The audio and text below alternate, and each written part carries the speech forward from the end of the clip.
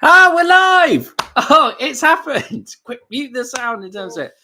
I have no idea what has been going on for it, but finally, we are live. I'm not just here by myself. Stephen is here, but we're sorting out technical difficulties, trying to see if we can get it onto the screen. Oh, my head was very big. We found alternative methods of watching the race, but we are going to Legal. Legal. Dodgy. Yeah, it did sound dodgy. Let's make sure we don't. Definitely nothing happened from there. We're just watching through Sky Sports F1. Right. Okay. So we have Romain Grosjean starting on pole. Andretti Autosport. Are they back? No, because Andretti Autosport always seem to do quite well in qualifying on street races, and we'll wait and see whether they can actually convert it in race day. Go from there. Great to see Scott Miller in chat. Great to see Big C Burger. Hello, Polo. Starts P7 today, and we'll do a full grid rundown in just a second, and we'll see what we can do. We'll get all the questions. We'll give all our live reactions, but it's so good. IndyCar is back. Obviously, F1 was back on the same day as well. It is that weird start to an IndyCar season where we have today's race, and then it almost feels like it's it almost feels like an invitational race because I know we were trying to get Homestead into the calendar. No stack ups, please. Let's absolutely hope, Rod. But yeah, I know Homestead is was hoping to be planned in there. It wasn't able to be negotiated, so we have a weird month's gap between it. But yeah, it's going to be fantastic to see that such a great series as an IndyCar back on our screens. We've missed it. We've missed you guys, and we're so excited to be live streaming the race again. Kyle 986 are feeling this won't be Grosjean's first win, as we know anything can happen in IndyCar. Absolutely, and with IndyCar, it isn't like other kind of, Formula One, where I'd say pole position gives you a much stronger, predictor of who might go on to win. Still, anything can happen in racing, but pole position generally lends itself to good pace. You can get pole position in IndyCar and still finish about 15th because the race strategy hasn't gone right. Scott McLaughlin, who won the race, actually from pole, to counter my point from there last year, was absolutely brilliant, wasn't he, Scott McLaughlin? But he starts, I believe, P6 today. Like I say, we'll get a full kind of grid rundown in a second. The month-long gap may make this race almost an anomaly. It might go all out for it. I'm doubting Roman over the distance. I think I'm doubting, not necessarily Romain Grosjean. I do think he has the ability, and it's a good start for Andretti season. Great to see Box in this lap. Hi, welcome to the chat. Make sure, I see you've already got 6 thumbs up on the stream. If you can give more thumbs up on the stream, we'll be live streaming every race from there and try and go for that. No, we said, like last year, get your lizards, get your dogs, get your cats, get your brothers, get your grandparents, like the stream. Everything. Stephen's confused off stream. Why did you start with lizards? Well, everyone has pet lizards, don't they? Number 1 pet in America. That is not a correct statistic, but I've put it out there in terms of right. So we are going out on our warm-up laps as Romain Grosjean. We'll go from there. Let me guess, Stephen is betting on Pato! I'm sure he will be. Obviously starts P3 today. Crazy. Crazy Devlin Di Francesco qualified so poorly. Maybe it was there from what it was last year. But 3 Andretti Autosports. Cole Kirkwood in his home Grand Prix. First race for Andretti. Had a very good run out in qualifying yesterday. Marcus Ericsson also got into... Oh, dear. Here we go. Sorry, I'm just going... Right.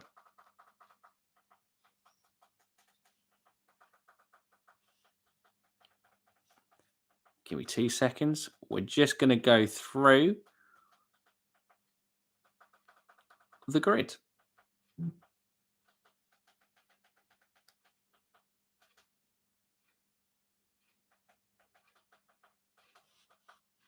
If we can. It's not letting us go through the grid. We'll come back. Kirkwood mashed up his car pretty bad yesterday. He did.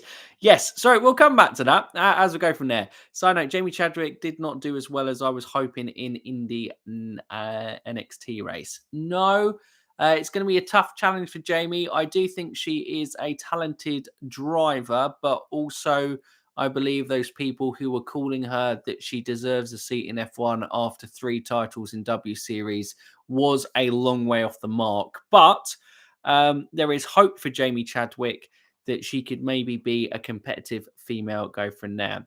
Liam Talks Motorsport, brilliant to see you from there. Yes, going back to it, Carl Kirkwood mashed up his car, bringing out that red flag. Scott McLaughlin obviously had a bad spin in the qualifying as well, but you know, it was an interesting last kind of fast 6 for there, but it was Grosjean who kept his head, was able to kind of pull out the lap and secure another pole position in the NTT IndyCar Series and go from there.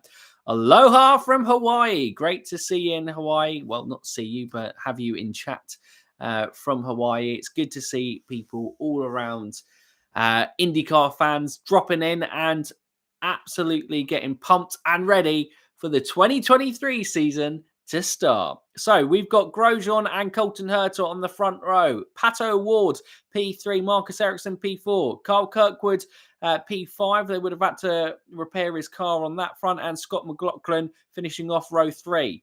Then you had Alex Palou, who was just outside it there. Felix Rosenqvist, Pato's Arrow McLaren teammate, finishing just outside there. He is actually in a new number this year as Alexander Rossi. Obviously, his first race for Arrow McLaren. They've dropped the SP. Go from there. Jack Harvey and Graham Rahal in the Rahal Letman Lanigan racing. They were really disappointing for me for Christian Lundgaard.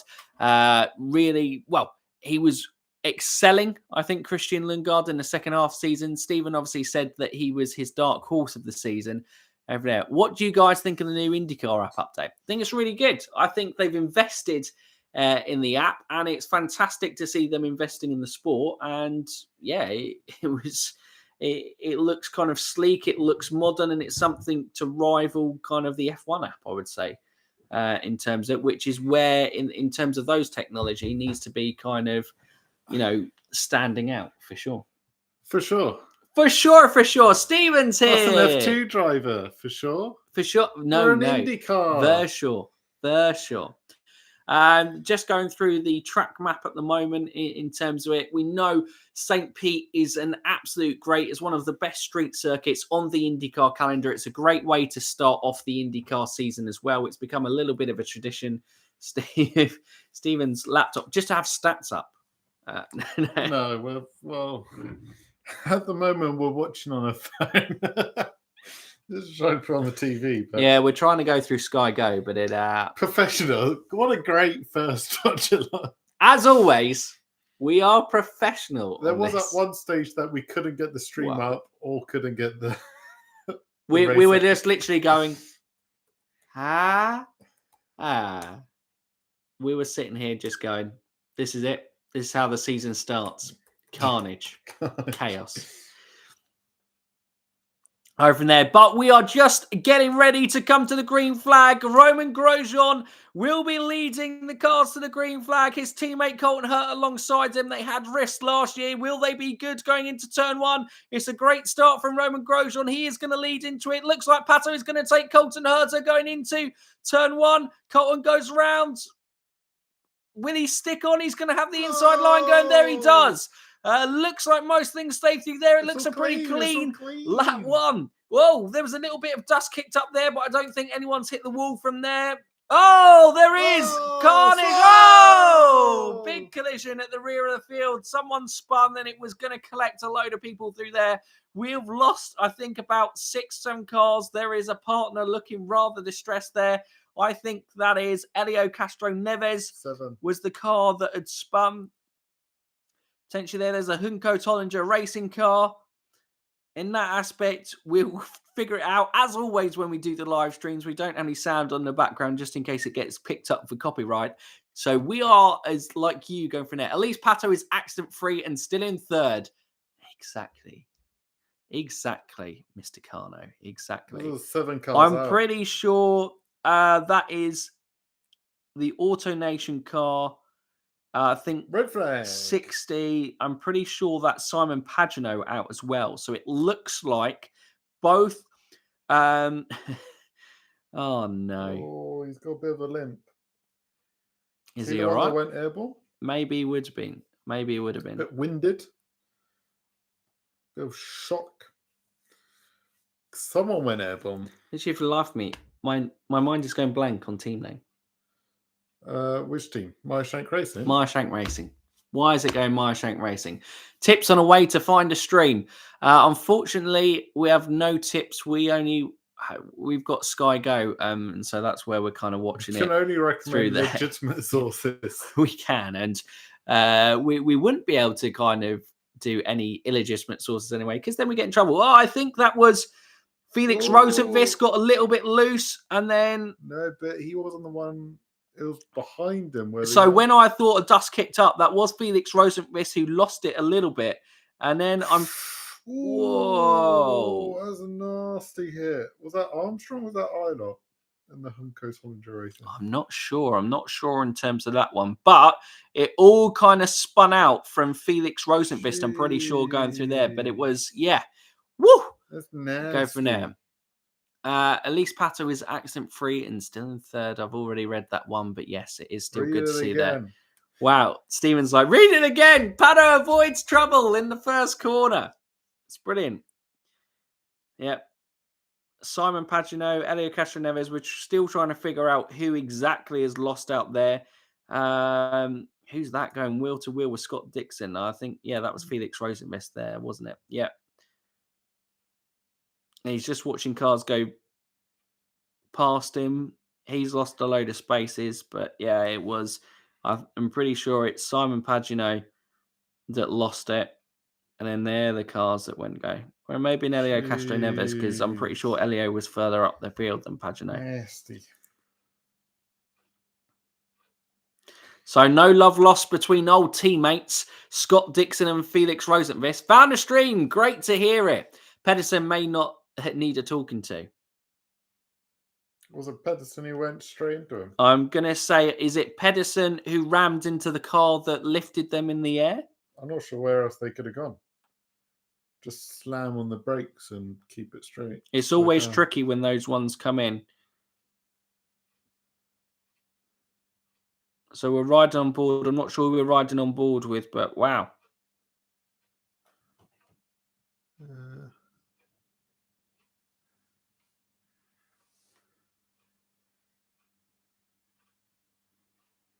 Absolute carnage. I think that is Graham Rahal or Jack Harvey who got through unscathed there. No. Oh, no. Oh, no. Guys, Santino Ferrucci is out. Oh, he always delivers. AJ Foyt's Ferrucci is out. I recognise that afro anywhere. My dark horse, Santino Ferrucci, he's gone. He's gone. 55, I believe. Yes. Okay. Nice. Well, not nice because he's rammed into the back. But bloody hell, yeah. Woof! Oh my God. That was the angle that absolutely slammed him. He just didn't stop. He just went straight on. So I know, like you say, go from there. Pedersen tried sending Devlin into space. Hopefully he knows he's an IndyCar driver and doesn't work for space. If Scott Dixon hadn't tapped Felix, there probably wouldn't have been a crash. I hope someone crashes him out of this race. Wow, brutal on Scott Dixon. Reminded me of Ricardo Tosso. Just got so much Tosso. Yeah, Ricardo Tosso Rossi at Spa 98 just ploughed in at the end. Yeah, crazy. And with British accents too. Unbelievable. Yeah, we do actually chat. Yeah, we have chats that goes from there. We've got it all. We've got it all in this stream. 14 thumbs up on the stream already. That's absolutely fantastic. Having so many of you go liked and subscribed. Fantastic. I feel Thank like you, we BAL. haven't had many lizards. No, we haven't that had many right lizards. up, Like, if you have a lizard, get them to like the stream. We all know that lizards are the most popular subscribers or the heavily populated market on YouTube. Yes. Again, an incorrect stat. The cars have come to a halt. Has it been red flagged? I'm assuming it's been red flagged. Yeah, Go from there. So we're having a look at some issues. 51 car there. That is, who is in the 51 this year for Dalecoin Racing? Is that Stingray Rob? We were discussing this earlier. Why don't you get the thing up? Wasn't working. Have you got the app? No, you're on there. We'll go on IndyCar. If you give me your phone, I'll do it. Okay. As far as lizards go, Gecko has sponsored a car before. Exactly. You see, Scott is all on board with the lizard branding. 16 likes. Look, we're going for a record like ratio before this race actually goes live again. 77. Callum Eilert had a very impressive rookie season in IndyCar last year. It's going to be interesting to see how his season progresses this year for sure. So who's your pick for the win? Scott McLaughlin for me. I mean, Scott McLaughlin drove an absolutely brilliant race last year. You know what? His man. I've got a good feeling about Pato this year. I mean, at least Arrow McLaren in IndyCar have started off well, as the McLaren F1 team performance seems to have dropped off a cliff. Go from there. So, yep, Stingray Rob was having looked a little bit of work done to his nose cone. Go from there. So, yeah, it won't be the same. Well, wait and see whether we can get the full kind of grid lineup of where it goes. But Felix Rosenqvist, I'm pretty sure, would have lost out heavily on some spaces there. Elio Castro Neves, I'm pretty sure, was the car that spun. We know Ferrucci was definitely taken out. We know Simon Pagenaud was definitely taken out from there.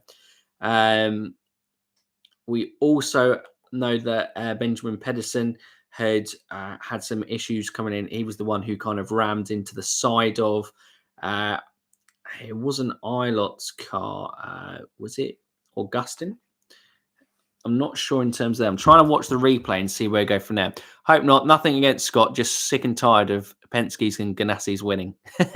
Nice. It's year 3 for Scott McLaughlin. Do you think he can make a run for the championship this year? I think so. I think we said this as early. We were really impressed by Scott McLaughlin's sophomore year. Just looking at that Pedersen again. When you drive into the side of a side pod, and that is a quick corner as well. You come out that corner, really, you carry a lot of speed. So, yeah, that is. Was that Renus B? There is nowhere else to go. Maybe he's thinking, if I just. Is it Renus BK, Devlin Di Francesco, that kind of went through him? Pato is Mexican. He is indeed.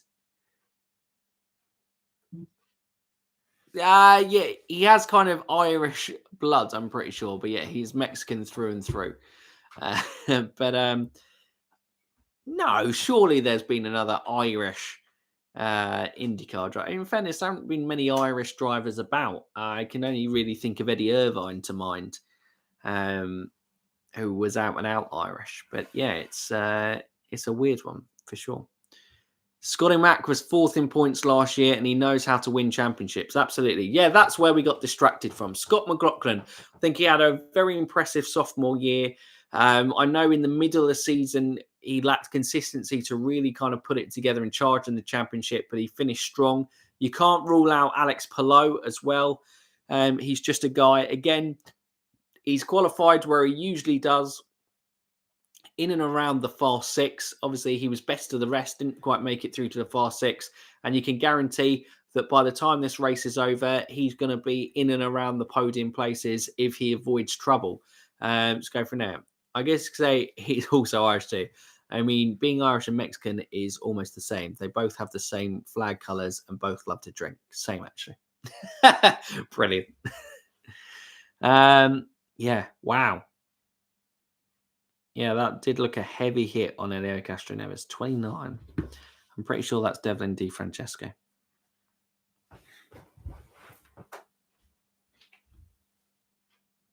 It was Devlin who was hit and shafted it. Very impressed with the other bus pro. It is overlooked how well he has adapted to ovals. Absolutely it is.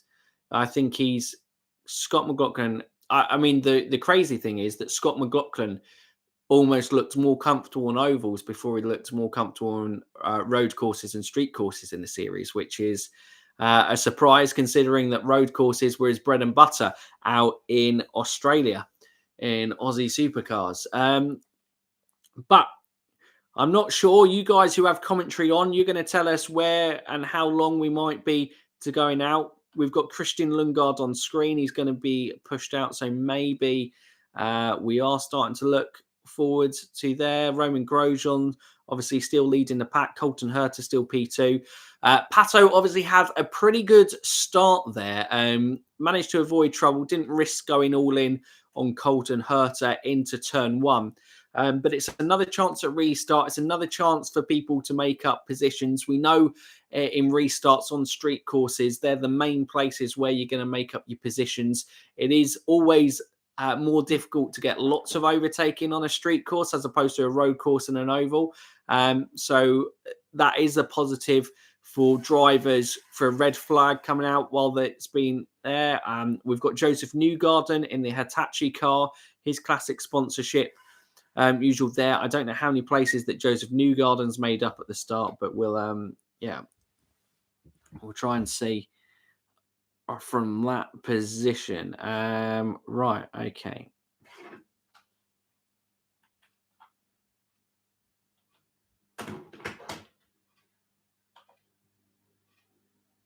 No, can't see where they are at this current time. So we'll wait until the leaderboards get updated. How long do we think the greens will last? And did the red flag hurt people starting on greens? It's interesting because we've got a lot of differences in IndyCar this year. Obviously, we've stuck with it is kind of the primary and alternative still, isn't it? So the primary tyre is that kind of harder compound from there. And the alternate, obviously, it's sticker greens this time, as opposed to the kind of sticker reds that we're so used to. It's more of an eco tyre. From there, we've got a different kind of synthetic fuel from Shell, haven't we, in the cars? So that's going to be interesting to see how that plays out. I know there's been an adaptation.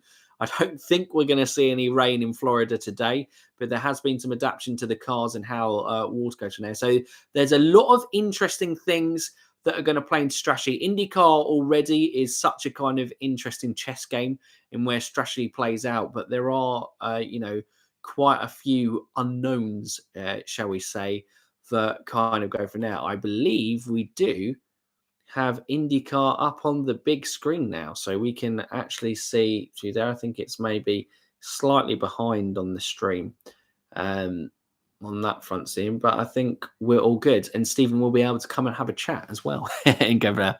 Whether road or street, the twisties only have a couple of passing points either way. Streets will have more attention due to attrition due to the barriers. Absolutely, they will.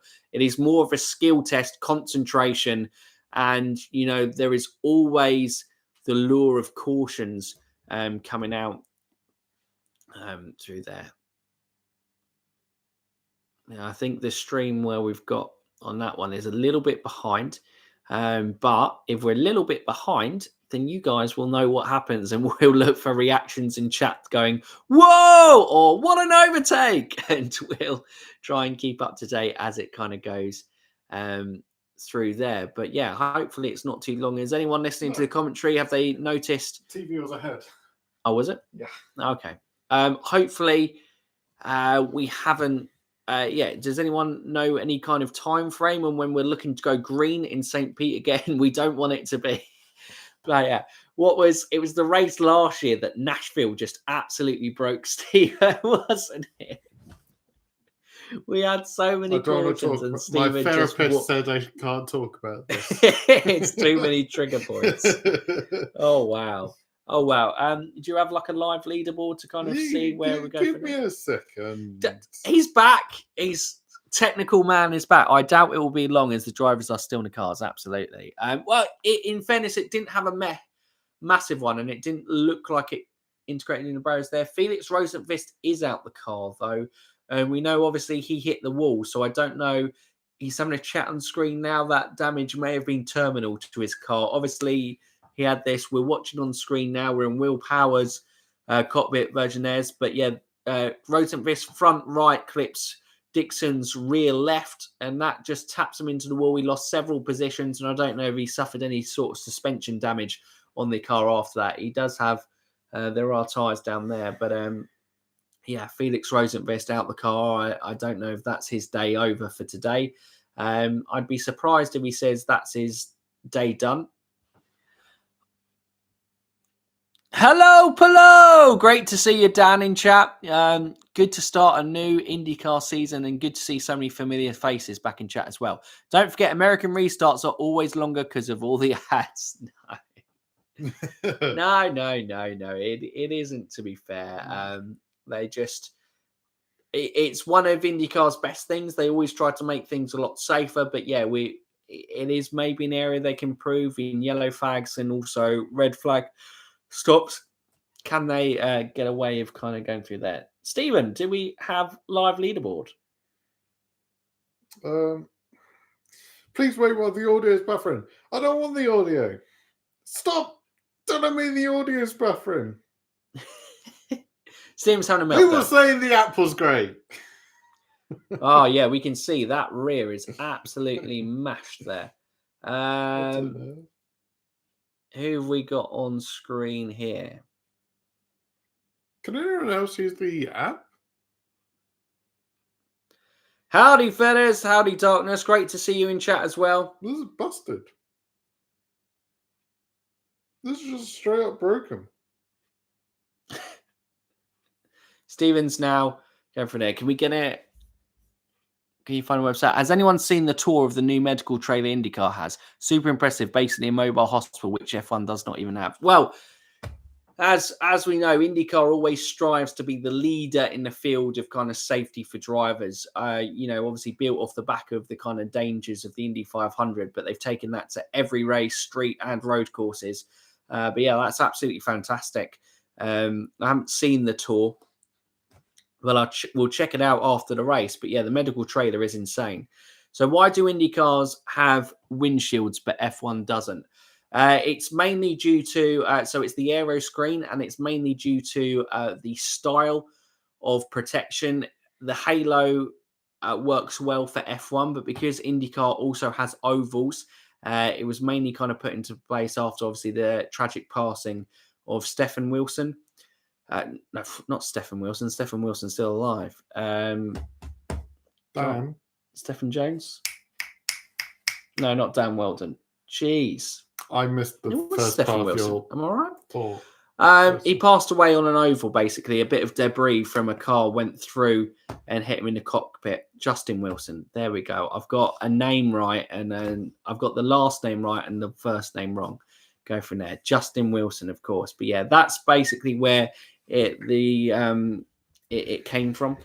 And yeah, with the aero screen just fits the needs of IndyCar a lot better. It's crazy how it's on the back of an airport, isn't it? It is crazy how it's got that airstrip. Number 18, David Malukas, another very impressive rookie performer from the 2022 season. I wouldn't be surprised to see him really kick on this year as well. We mentioned him maybe, a future Team Penske, a future maybe Ganassi racing driver. He certainly has the talent and probably came off better than Kyle Kirkwood did out of his rookie season in 2022. But yeah, Malukas, be interesting to see how he kicks on and goes further forward. Do we have... Have you got any race predictions? I feel like basically the race hasn't started. A few guys have gone, nah, not my day. I'm going for Pato. I'm backing a Pato win. Nice. I've got a good feeling about Pato today. Were not many people feeling Romain? Not many people feeling Romain? I think I just have too many scars of believing in Andretti Autosport and Colton Herta in particular to kind of have any faith in predicting Andretti Autosport to do well in a race. If they do it, Fair enough. I will be pleased to see it because a competitive Andretti Autosport is great for IndyCar. Go from there. Interesting one, Scott. I know obviously it adds and affects the balance of the car, and it has, affect the drivers a lot as well for the aero wash with the aero screen. I think you have to protect against the freak accidents though, because it may be a freak accident, but I know you can go, they're racing fast cars and they understand the risk, but if there's any way that we can protect them and not lose talented guys like Justin Wilson and the Dan Weldons of the world, then, we'll hopefully do everything we can.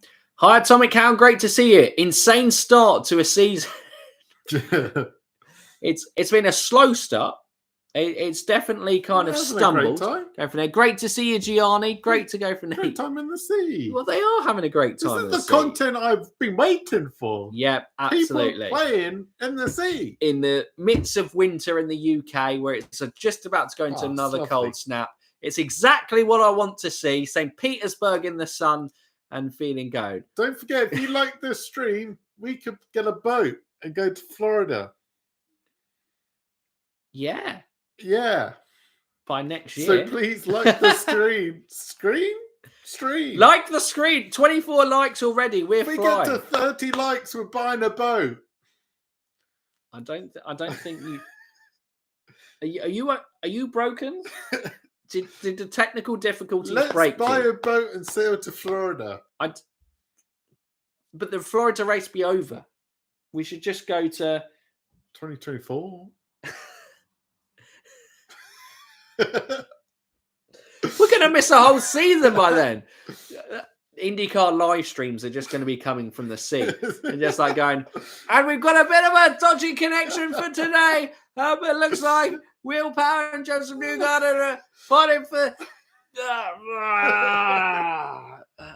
There you go. That's what it's gone for now. You guys coming out to Long Beach this year or an IndyCar race, we can sail to Long Beach. Apparently, we're sailing everywhere. We're only going to the coastal races. Look at that, 2 more likes and we're buying a boat. It's 22 degrees here in the state of Georgia. Well, why don't you rub it in? Why don't you rub it in that it's cold over here? A man who likes, when you make the car safer, the drivers become more dangerous. Could I argue that? Yeah, because they have the more, I can ram into you because something's going to happen. Yeah, I guess it kind of puts... Here we go. Go from there. Right, okay. It looks like we're going to be getting to the restart. We have had 2 laps of this 100-lap race here in St. Petersburg. We had an exciting start. We didn't make it through turn 3 or 4, but we are hopefully going to put a string of laps together as we go through there. Stephen, have you got a rundown of where everyone is placed at the moment? I think it hasn't reset, but it's basically the same as the starting grid, which you've already done a rundown of, haven't you? Kind of, but I'll let you do a rundown anyway. I'll do a rundown. Okay.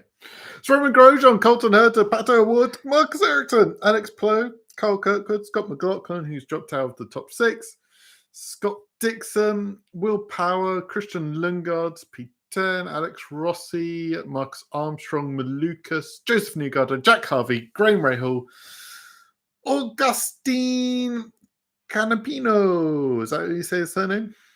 Renus VK, Calamino, Connor Daly. And then you have Felix Rosenvest. And then the guys who aren't racing anymore. And then you have those guys. Only 21 cars left. And Felix is 2 laps late.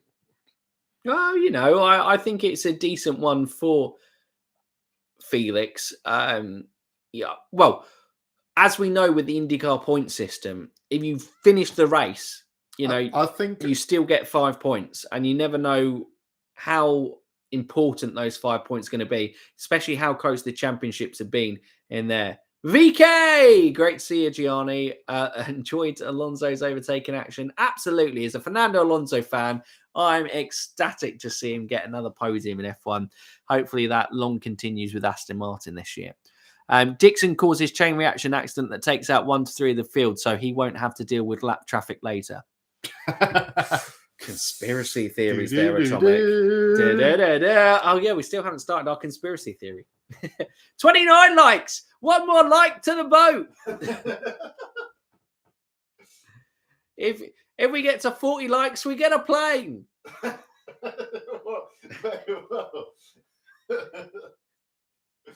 It's gone carnage. It's gone going. I'm happy that Alonso finally made a great career switch. Oh, Gianni, that is a low blow. That is a low blow. Did you see no more double points for the Indy 500? We did. And what a fantastic thing. Doesn't take anything away from the spectacle of the Indy 500. But obviously it means that the Indy 500 doesn't have such a huge impact on the championship, because someone like a Marcus Ericsson, although he had a fantastic season last year, probably didn't deserve to be in the title fight with the rest of his performances, but was just because of the double points finish for winning the Indy 500 last year. So it's great to see it, and it's going to mean the championship has that kind of more consistent, the guys who week in, week out kind of putting in the top performance going from there, and the Indy 500 isn't going to have such a big swing, but it is still going to be an amazing event going from there. For sure. Joey New with the strategy. Oh, you never know. I don't know how I am feeling this race. I kind of feel like I don't want to betray Pato. But you're going to. Because you've kind of stolen Pato. I stole Pato. I think Romain Grosjean has it in him. It's always that Andretti strategy. You can never write off. I also go through Romain Grosjean's career, I'm less likely to back him on a street course. Whoa, alternative strategy for... Is this Scotty? No, Joseph Newgarden. I presume that is where we are slightly behind, and Scott has said Joseph Newgarden going from there. Could be an exciting 2023 season. It could be a very exciting one. Also, is that Rinus VK who's gone on to the alternative strategy as well and going through there in his interesting livery? Obviously, has he got the shared Bicknell sponsorship with Connor Daly this year? Oh, Connor Daly is in the pits, and he has not had such a successful strategy. Oh, dear. Oh, no. Oh, Connor. Oh, no. Oh, no. I can't work out what's actually happening on track right now. No, this is usually the case. I'm not a huge fan of the new livery for VK. Well, usually he has to have Dutch orange in there, surely. Yeah. So it seems a bit weird, but whatever pays the bills, I guess. Because if you don't get money, you can't go racing. That's for sure. So at the moment, we had a red flag on lap 1. Now we've had about 5 laps on the caution. Just because I think the pit window opens, and then it's going to allow for green flags to go. And we've had some people just go alternative strategy, anticipating more caution chaos. And on a street course, I think it's probably a wise move to predict from there. I think it's gone green flag on the app, so we are a little bit behind, I think. Are we a whole lap down? We could be a whole lap down. If we're a whole lap behind, you guys are going to be in for a treat when you see something happen on track, and then just see a delayed response of us kind of coming in from there. Well, yeah. I think we're about half a lap behind. We'll go but this is the best we got. This is the best that we've got. Maybe the driver's just got bored of hanging around. Potentially. Oh no, freeze! Freeze!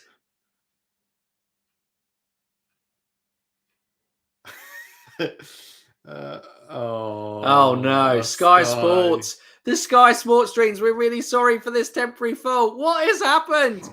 We're about to go green. What is going on? Romain Grosjean still leading, apparently. I think we'll go from there.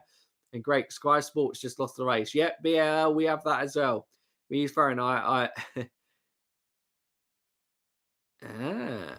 It's about to go green. Honestly, it's back. Phew. It's It's back. Oh, green. Romain Grosjean leads us into it as well. Colton Herta looks like he's got a much better start.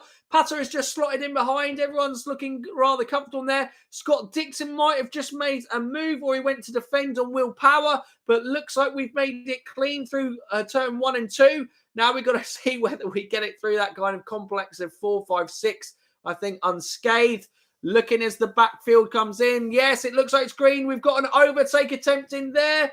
I think that is Callum Eilert who's pushed wide, maybe? No. That's Armstrong. That's Armstrong. That is Marcus Armstrong, and he has really struggled there. He's losing a load of spaces. And those alternative strategies, Ed Compter Racing Cars and Joseph Newgarden have passed. It is the crazy thing on a street course. If you run wide or you just get off the racing line, you can really drop back through the field. So, yeah, that has been a crazy drop in performance there. If that was little Marcus Ericsson, it was little Marcus. Little? Yeah, it was. I'm just calling him little. He's down into P20. That was a costly error. Colton Herta maybe had a think of going into Romain Grosjean, his teammate, after first lap under green, properly completed there, but he's just sticking in behind. I have missed seeing the air tube going into their helmets. They do look like astronauts at time in these cars. But it is going to be an interesting race. Colton is going to push his Andretti Autosport teammate. We understand, obviously, from last year, 2022, there was no love lost between the two teammates. I wonder in the close season whether they've gone from there. Alex Palou up in P5 looks like he's all over the back of his teammate Marcus Ericsson. I'm sure he's going to make a move going back into the main straight, and that's really the main overtaking point on this track outside of kind of restarts. From there, you have to be really bold to kind of make some moves there. The reason I'm kind of bopping my head from side to side is we do have like a halo light to kind of keep us up from goes from there. But there, Alex Palou, is he going to make a move? No, he's just going to slot in behind Carl Kirkwood, P6, Scott McLaughlin, P7, Scott Dixon, P8, Will Power, P9, and Christian Lundgaard rounding off the top 10. Alexander Rossi is in P11, Malukas, P12, Jack Harvey, P13, and Graham Rahal, P14. Ricky Canapino for Hunko Tollinger Racing is P15. He's ahead of his teammate Callum Eilert at the moment, who's in P16. Joseph Newgarden, 17, leading those three who are on the alternative strategy of VK and Connor Daly as well. And then Stingray Rob is behind, one lap down out of the current runners on track. Santino Ferrucci being interviewed, the man with the worst hair in IndyCar, but... Holy moly, I haven't seen that. What? Exactly. It is a terrible barnet. But unfortunately, Santino Ferrucci's race was ruined today. And we can only say a prayer for that. Lucas, great to see you. Is there a feed only seeing the harbour? Oh, that is a weird. Yeah, we've got a feed on Sky Sport. Both Herta and Rogo are looking to take the mantle at Andretti. Absolutely. With Alexander Rossi now, it is, you imagine, a straight fight as Cole Kirkwood finds his feet within the team from there. Grosjean does have a decent gap, but Herta is going to be pushing him all the way. And it's all going to be tyres and the degradation, I believe, in this race. In terms of how long you can extend those stints and where you kind of overcuts and undercuts are going to come in as well. King Skip, can't even watch the race. It's just a blue screen. Gutted for you. I'm really sorry. Hopefully our commentary can help you understand what the hell's going on. Pato over 3 seconds from the front too. Yeah. I think they really have gone to push hard on this stint. And you usually do find that, I think, at St. Pete. It's usually the front two do tend to run off and a race of their own. And these Andretti cars do seem to be very tuned up for this race. They've got the prime setup. Now, obviously, Colton Herta, I know it was like a season a bit ago when we spoke to him, but he felt very confident about the Andretti package on the street courses. And we've seen, you've seen Grosjean here, but we've seen Colton Herta many of time look in fantastic, a position with his performance on there, and sadly to kind of find a way of messing up. But is this the season that Colton Herta gets the kinks out of his armor and puts together a consistent season and puts together the title challenge that his talent definitely deserves within the series. Just trying to see anyone else. Peacock just go haywire. Unfortunately, we don't have Peacock, but yeah, we haven't gone from there. It's back. Great to hear it's back, Lucas. But yeah, riding on board with Scotland, McLaughlin there. He lost out a little bit on that first restart, but I think he's just kept his position from there. I imagine this first stint, we aren't going to see too many drivers taking too many risks.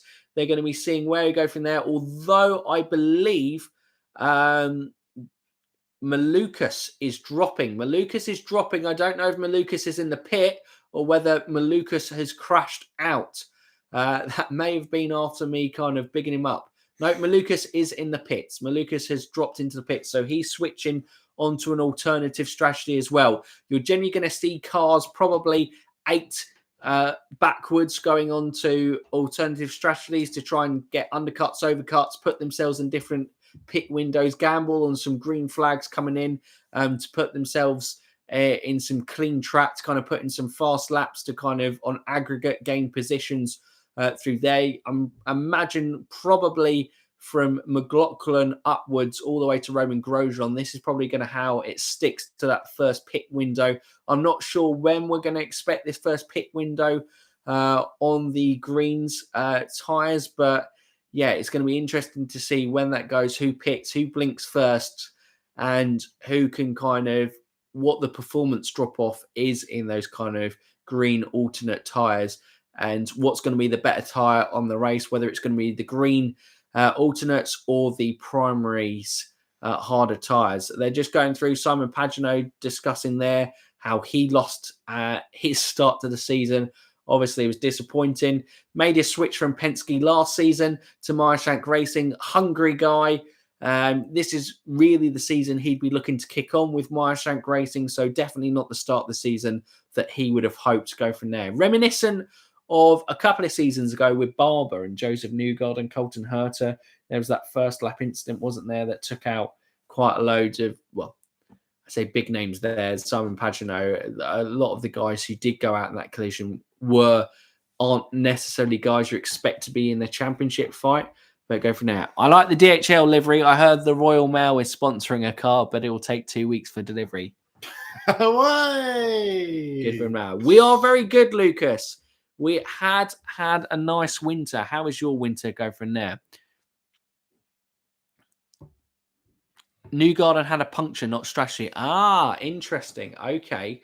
Wow. Okay. So he will definitely be hoping that that kind of pans out for him and go from there. That is gutting for Newgarden already being stopped down then for a puncture. Yeah. So was it strategy for the Ed Carpenter Racing guys? Anyone in chat can kind of update us on that front, or was it again issues with their cars? Obviously, Connor Daly had an issue in the pits anyway, as it took a little while for him to kind of get himself going. But yeah, the top two have now built up a 5-second lead from Pato O'Ward. Colton is staying right there with Romain Grosjean. I don't know if they're just going to kind of work this together or whether, like I said, I don't know if they've kind of built bridges or kind of mended the conversation over the winter break. But yeah, Colton Herta and Romain Grosjean, and obviously Alexander Rossi was in that mix as well. They certainly didn't get on, I wouldn't say, as teammates, or certainly in heat of the battle, it was kind of falling apart a lot more. But if they've both switched their heads on and fighting for the best of Andretti Autosport, this is fantastic for the team to see. I presume Colton's just dropping back, getting some cleaner air, because he doesn't want to kill his tyres in the dirty air right behind Grosjean. If you're going to sit on someone's back, you're trying to force them in a mistake. But really, at this stage of the race, you kind of want to do that in the last stint, where a mistake would be resulting in a race win. At this stage, just stay up there, look after your tyres. Yeah. Obviously, conserve that fuel by kind of following a car in front as well. Obviously, that leading car, you are going to kind of eat into fuel a little bit more as you're kind of punching that hole in the air. And if Colton can just kind of stay in that perfect window behind Romain Grosjean, then, it's just going to benefit his race car ready to kind of take advantage of there. Looks like he has dropped to that gap just slightly out of a second. Obviously, for a while, it was around the half a second mark, but it has just dropped to kind of a full second there. I don't know if that's Colton Herta just easing off for a little bit because, Carl, I see obviously you're saying Scotty Mack needs to start pushing. I wouldn't worry about Scotty Mack at the moment. Very rarely in the kind of first stint do you see big moves from drivers where they're kind of making a big push from there. What are we reckoning? Is the undercut or overcut going to be king today? It's usually, I believe, the undercut on the street courses. But we'll see where it goes. Who's going to blink out? For his sake, I hope Colton is taking it easy. His maturity has been lacking so far in his career. Absolutely. Just going on Malukas here. Did he receive a puncture on Malukas where he made a move, or is he just making an overtake? He's just making that was. So did he get some damage? I don't know because they're just showing that thing. It's obviously where Marcus Armstrong dropped a load of places. That number 19 car, that's what Malukas is going. Looks like maybe there's a little bit of damage to that front wing. Looks a little bit rattly on the front left-hand side. That's going to affect his aero performance and kind of grip and handling through there. After my big up of David Malukas, it looks like unfortunately it's not going to be his day in terms of, a real standout performance, but he's still in the race. So you never know kind of what can happen. And sometimes street courses are a war of attrition and it's just whoever finishes. You never know what's going to happen in front and on track and whether a well-timed caution might benefit your race. Front two are currently lapping 6 tenths quicker than everyone else in the pack behind. So they're just properly checking out of this one, which is getting in dangerous territory for the chasers because if they build up a sizable gap, you can't even get into undercut or even overcut ranges if you can make the overcut work. Absolutely. It's I think looking on how this race has early developed, I say it's Grosjean and Herta's race to lose. But, we all know with IndyCar and on street courses, cautions play king. They can completely stuff you coming out at the right time. But if it stays green, then Grosjean and Herta are going to storm off in to go from there. It's a caution that's going to bring the pack into play. Pato O'Ward's doing a decent job going from third, just kind of cruising in there. Marcus Ericsson, that kind of the rest of the pack, all the way back to, just all the way back, I think, to Jack Harvey, is it then? No, Christian Lundgaard, who was obviously the best placed of the Rahal Letman Lanigan guys. But Jack Harvey, obviously, he'll be looking to have a much better season with Rahal Letman Lanigan. A real disappointing year for him last year. Jack Harvey is now the lead of the Rahal Letman Lanigan cars in P11. I don't know if Lundgaard's made a mistake that's caused him to drop a little bit there. But it's allowed Rossi to move up into the top 10 and sees Lundgaard behind both of his teammates as well. Cars to probably watch out for in this race. I would say watch out for Alex Palou. He's, done very well. He was chasing down the leader of Scott McLaughlin last year, wasn't he? Finished P2. He is a man who maximizes his pit stops, has a very good kind of pit team, and kind of works his way up through there. Scott McLaughlin obviously won the race last year, so he runs well around He's here. also the leading car on the black tyres. He is indeed. Primary tyres. Okay, so that's an interesting one. Go from there. Gap between Grosjean and Herta is 1.482 as it currently stands. There will likely be a caution erasing the advantage for them, but if not, absolutely. You never know with races where it's going to go and when's the caution going to come. If it's just green, this race is purely between Grosjean and Herta at the moment. And even at the moment, Grosjean go from there. Sky Sports are not having a great start to the season, as this is the second time we have stopped but to for be a fair, temporary it sounds fault. like Peacock also had the same issues. Absolutely. It Sites seems like we're happening having some NCP. broadcasting issues from there. 30 likes. We're getting a boat. 40 likes for the plane. Bring on the plane. Unfortunately, likes don't get us any money, so it's just going to have to be a rowing boat. across the Atlantic. What could go wrong? We're back. Romain Grosjean is back. And his lead's extended to a massive 1.8, 1.932. He's flying. That may just be It's where a he is in the lap. conspiracy theory. Technical fault, and he's gained 0.3 of a second. Whoa. Looks like Marcus Ericsson has just slightly dropped back. I don't know if he's just going through an easier period of Pato Award. The gap's now extended between third and fourth to about a second. It's about a similar sort of gap between Ericsson and his teammate Palou. It may be just a perfect gap of where you're not kind of shredding your tyres when following in traffic on that front and just kind of taking it easy on fuel on there. I think Colton's struggling to maintain this. I'll be honest. Grosjean is laying down some serious pace right now. Yeah, Grosjean has just found an extra gear, or Colton Herta's tyres have just dropped off a cliff because he's lost about a second. Almost 2 seconds to Romain Grosjean in the space of the last lap. He's going to have to pit. He's going to have to come in because he is, as a traditional saying on the channel might say, dropping like a lead balloon. Oh, yeah.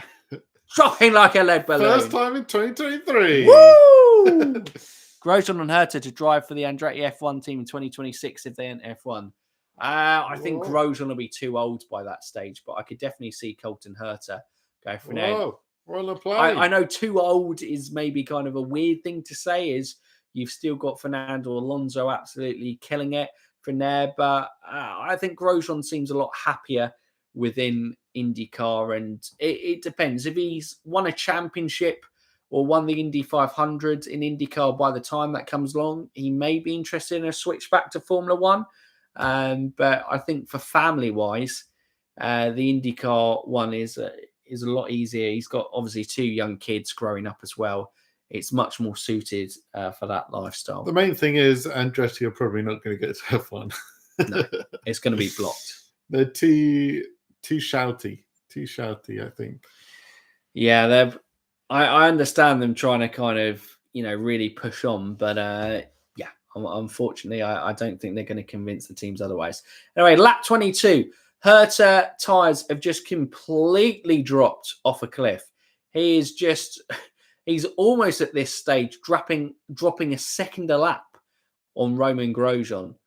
From there, you can start to see a little bit of kind of tyre grain, I think, on the middle of the tyres. I think Grosjean had the same thing, but clearly is handling it a little bit better. I'm not sure if there's a shadows, actually. But I don't know, is that gap to the leader with Pato Ward? So obviously Pato is he's maintaining his distance to Grosjean and really pulling Herta back in. So, Pato is arguably has had the ability to win a championship in the past couple of seasons, but not necessarily the team and the car. Aaron McLaren haven't been able to consistently put it together. He's keeping in and about in the mix. He's having a very strong start to the race so far. Well, Pato hasn't dropped any pace. Like I said, there's literally just Herta at the moment, dropping like a lead balloon. And if he drops into the clutches of this chasing back, he could lose quite a lot of positions. Ooh. Who was that? Someone had a close call of the wall. I think it's Joseph Newgarden. I don't think it was. I couldn't quite make out the car, but someone was getting nice and friendly with the wall with their rear tyres. Go away with it, though. He did indeed. I don't know who. So I imagine shortly we're going to be approaching the first pit window. Scott McLaughlin following closely on Cole Kirkwood. Got to say, impressive from Cole Kirkwood. He's kind of hanging in there. But, compared to his teammates, he'll be frustrated not to be right up there in the mix. Obviously, with his shunt in qualifying, that would have affected the car a little bit going into the race. But he's hanging on well. He's maybe got to find the right balance. And if he can find it, there's clearly plenty of pace in that Andretti setup today.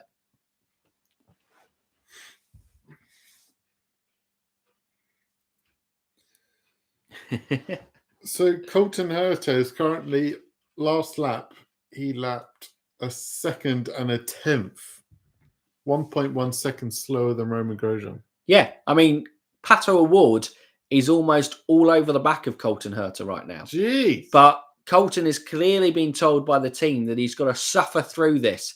Just stay where he is because he can make that time back up later on in the race. But the thing is, Romain Grosjean is now completely out of the undercut of his teammate. Kind of any danger of and that happening. The thing is, we need to jump on board with Pato right now because Pato is going to overtake Colton. If he gets overtaken by Pato, then Ericsson's going to be right up next. So Pato is right on the back. We've done it as requested by Stephen. The camera has switched to Pato and Herta. He's going to be right on the back of him there. Colton is just struggling really kind of get any traction out of the corners or any sort of pace from the car. Just wait. If Pato can get a really good exit coming out that final corner, I think he's going to make a move for him on the final straight. Here we go. Oh, he's going to go early. He's going to go early onto it. Whoa! Damn, that is a great overtake from Pato Awards. But yeah, Colton Herta really struggling with the grip and with his tyres. That is our first kind of substantial overtake thing there. Ericsson, and Palou. They could all both lunge in on Herta into the first corner. Palou's been hovering. Palou, I reckon, is going to go for now. Why haven't you looked at Sir One? We need to see. What a terrible camera angle. Ericsson's had a look. Palou's now having a look on Ericsson. He hasn't gone there. Will he make a try and go move there, or will they kind of hold it for another lap? How did Ericsson not make the move? Ericsson hasn't made it a move. We'll never know how he hasn't, because it looked like he had all the traction. Stephen, I believe you need to answer chat. What was the chat? What was the chat? What am I reading? One above Big C Burger. Pato! Great overtake from Pato Awards, and I imagine he's just going to stay in that bracket. He's maintained the gap, which by maintaining the gap, I feel like he's just kind of clocking in his numbers. He's quite comfortable with the car and where it is. Where Ericsson go now?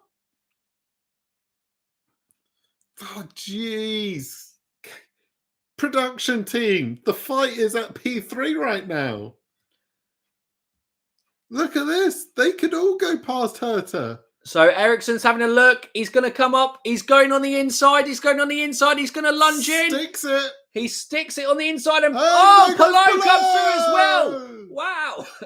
Going wide in that corner has really hurt Colton Herta. And both the Chip Ganassi racing cars He's going to keep going. He's going to keep going. Here comes who's next. Scott McLaughlin is through. Scott Dixon's all over the back of him as well. Scott McLaughlin's made the move stick.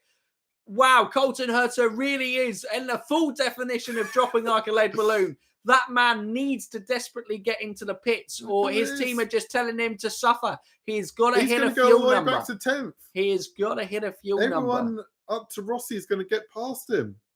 And it won't take them long, because here comes Will Power.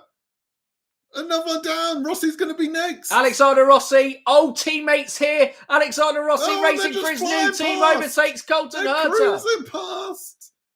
Where's Harvey? Harvey's only a second behind. I think that shows how incredible that first kind of stint from Romain Grosjean was.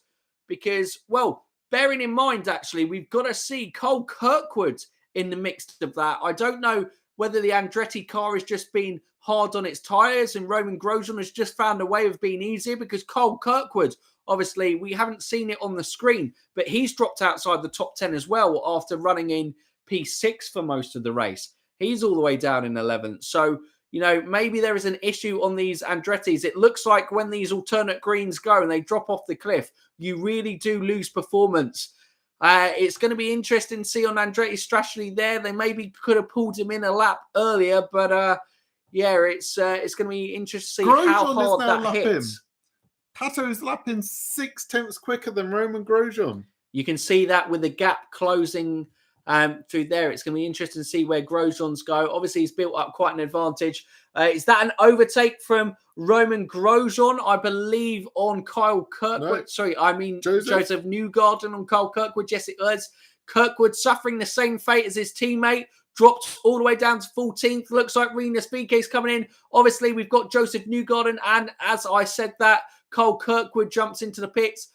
Christian Lundgaard is also into the pits as well. Newgarden and VK Daly on the alternative strategy. Newgarden forced into it with a puncture. What a VK disaster Daly for out of an option. Andretti. What a disaster. This They've is still what- got Roman, though. This is what I mean. I can never say with confidence that I believe in Andretti Autosport because something strategy-wise just doesn't work out. But we are 29 laps out of 100. We're not halfway here. There's still a long way to go in this race. And yeah, wow, it's going to be fascinating to see how it plays out because it's going to be interesting to see if anyone else's tyres start dropping off. Is this Scott McLaughlin's tyres? I think just made the move on Scott McLaughlin has made it on Palou. Last year's race winner, just overtaking last year's P2. Dixon, I think Will Palou's Power. tyres gone. Palou's tyres have gone, I think. I think he's suffering the same fate. Dixon's going to make the lunch in turn 1. Dixon on his On the teammate. inside. He's going wheel to wheel with his teammate. Palou's not giving up. Power has a look on the inside, isn't able to make the move that Palou did with Ericsson there because Palou didn't quite go as wide as Colton Herta through the corner, but it looks like Palou's tyres performances. We've seen it now. This is at the end of the stint with those green alternates. You've got to hit your fuel numbers, but Because if you've Will lost Power a little bit... Will Power hasn't made the move, and so Rossi's all over the back of Will. But Will's all over the back of Alex still. You've got to bide your time. You can't carnage. risk it. You can't risk it. And we've lost coverage again. Oh no, Sky Sports, what's going on? There should be 2 tyre compounds, gum and concrete. Brilliant. I'm pretty sure that's pretty much where we are. Pato's pitted. So Pato going for the undercut. Romain Grosjean is going to be going for as long as possible, try and minimise this. I think Grosjean's probably going to be looking to go for a 2-stopper from early indications of where he's gone. Romain Grosjean's last lap was a 105. That's horrific. Obviously, you can expect Scott McLaughlin, Scott Dixon and Will Power, Alexander Rossi and Graham Rahal to stay out longer. They are on the primary tyres as it is at the moment, and they're going to see how long they can go and maintain that performance. I think Andretti are going to miss the window here of Romain Grosjean. Obviously, we've got Palou, Ericsson has come out in front of Palou again. It looked a fairly slow stop for Palou. I don't know if he took on a little bit more fuel than his teammate, Marcus Ericsson. That may be an understand from there. Rogro has committed, but he's making it work. Absolutely he has. He is making it work. And out of his Andretti Autosport teammates, Grosjean hasn't seen the same drop-off in those alternate tyres at the moment. Pato hasn't pitted. We're just behind. We're behind on coverage. I think he'll come in this lap. Okay. Going to be interesting to see if we're there. But yeah, like I said, McLaughlin, Dixon and Power obviously started on the alternative. Yet Pato is coming into the pits as Stephen predicted. We're slightly behind on our coverage there. We're on lap 32 out of 100 on that front. But yeah, Pato Award is in the pits. Can it be a clean pit stop for the Arrow McLaren crew?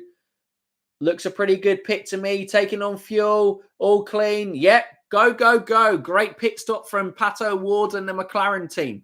Really good to see that kind of pan out for the guys. Like I said, Romain Grosjean is still out on track. No, Grosjean has pitted. Grosjean has pitted as well. So it's a big outlap from Pato Ward to see how much he's eaten into that Grosjean advantage. On the outlap. Has Grosjean lost a lot of time and go from there? But he didn't really seem to kind of lose too much performance. He wasn't really dropping off a cliff in terms of his time. So go from there. Just on our screens now, we've got Grosjean coming in. So Scott McLaughlin inherits the lead of the race. Like we said, he was the guy who won out here in St. Pete last year. He was so convincing and commanding in that performance. Definitely a guy that you can't rule out early in this race, but it is now after a staggered start, after that long wait for the red flag. The IndyCar season, as always, is delivering. Strategy is key. Strategy adds in so many interesting points. Where's Pato? Where's Pato? There's Pato. This is going to be tight. It's going to be really tight. It's going to be really tight, but Grosjean does hang on to lead, but I reckon he's probably taken a good couple of seconds out of that. But obviously, Pato Ward is on fresh. Romain Grosjean's tyres have got to get up to temperature. How much can he go? The gap is just, I think, 1 second. May even get down to half a second between Pato Ward and Romain Grosjean. He's just going to sit in through there. It's going to be interesting to see how quickly Grosjean gets his tyres up to speeds. Can he then maintain and expand that advantage? But if strategy goes to plan, you are currently looking at the two guys leading. We did say Herta, it looked like it was going to fight with Grosjean and Herta powering out, but his tyres dropped off a cliff, and it can show that. If you don't look after your tyres and you really do burn them out, it can hurt you, and you just don't know, especially on street courses. Track position is everything. Grosjean survives. Go from there. Steam, do you want to give a quick rundown of the grid as it stands? And we lose. Nope, we've managed to maintain kind of coverage of the race. Yes. Well, people are pitting. So this leaderboard isn't the same as what we've got here. Oh, right. Well, so Scott McLaughlin come into the pits. Scott Dixon has taken Scott McLaughlin, hasn't he? And Rinus VK is the primary tyre goers are pitting. So they only went an extra couple of laps over the sticker greens, I should say. I was going to say reds, but it's greens, isn't it? But yeah, and what they have gained, obviously, is there isn't as sharp as drop-off is looking on that primary tyre. So they have a little bit of slower on the lap times, but obviously they come into their own in the later part of the stint. But yeah, they certainly haven't lost out there. The majority of people who were on the greens have gone on to the blacks, and the people who are on the blacks have now gone on to the reds. It is just a full swap. No one's doing their second stint on the same tyre yet, it looks like. Scott is in. We have Ziggo Sport, the same company that had F1 a few years ago. Nice. Rogo lost a ton of time. He absolutely did lose a ton of time.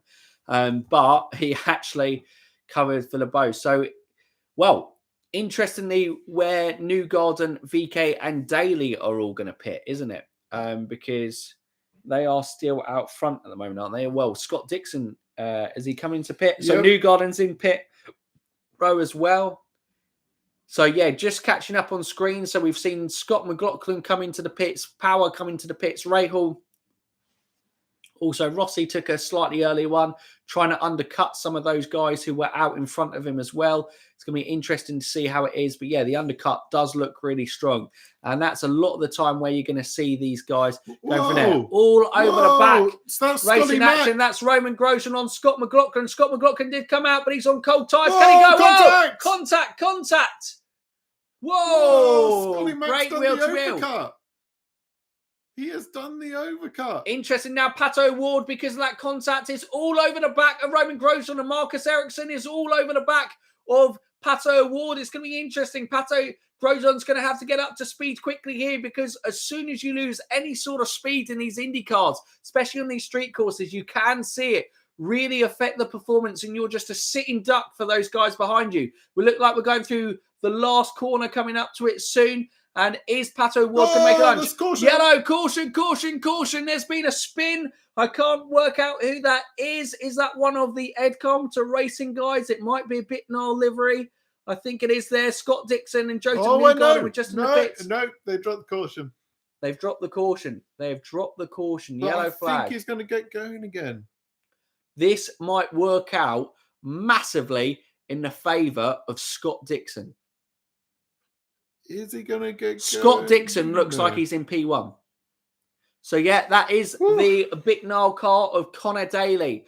Obviously, running his second full-time season in IndyCar with Ed Carpenter Racing. For many years, had kind of had to do that part schedule. Him and Rinus have gone on to the alternative strategy, but he looks like he has lost it there. And, yeah, it has not worked out well for Connor Daly there. So we're running under caution. We knew another caution coming to go. Massive advantage to Joseph Newgarden and Dixie there.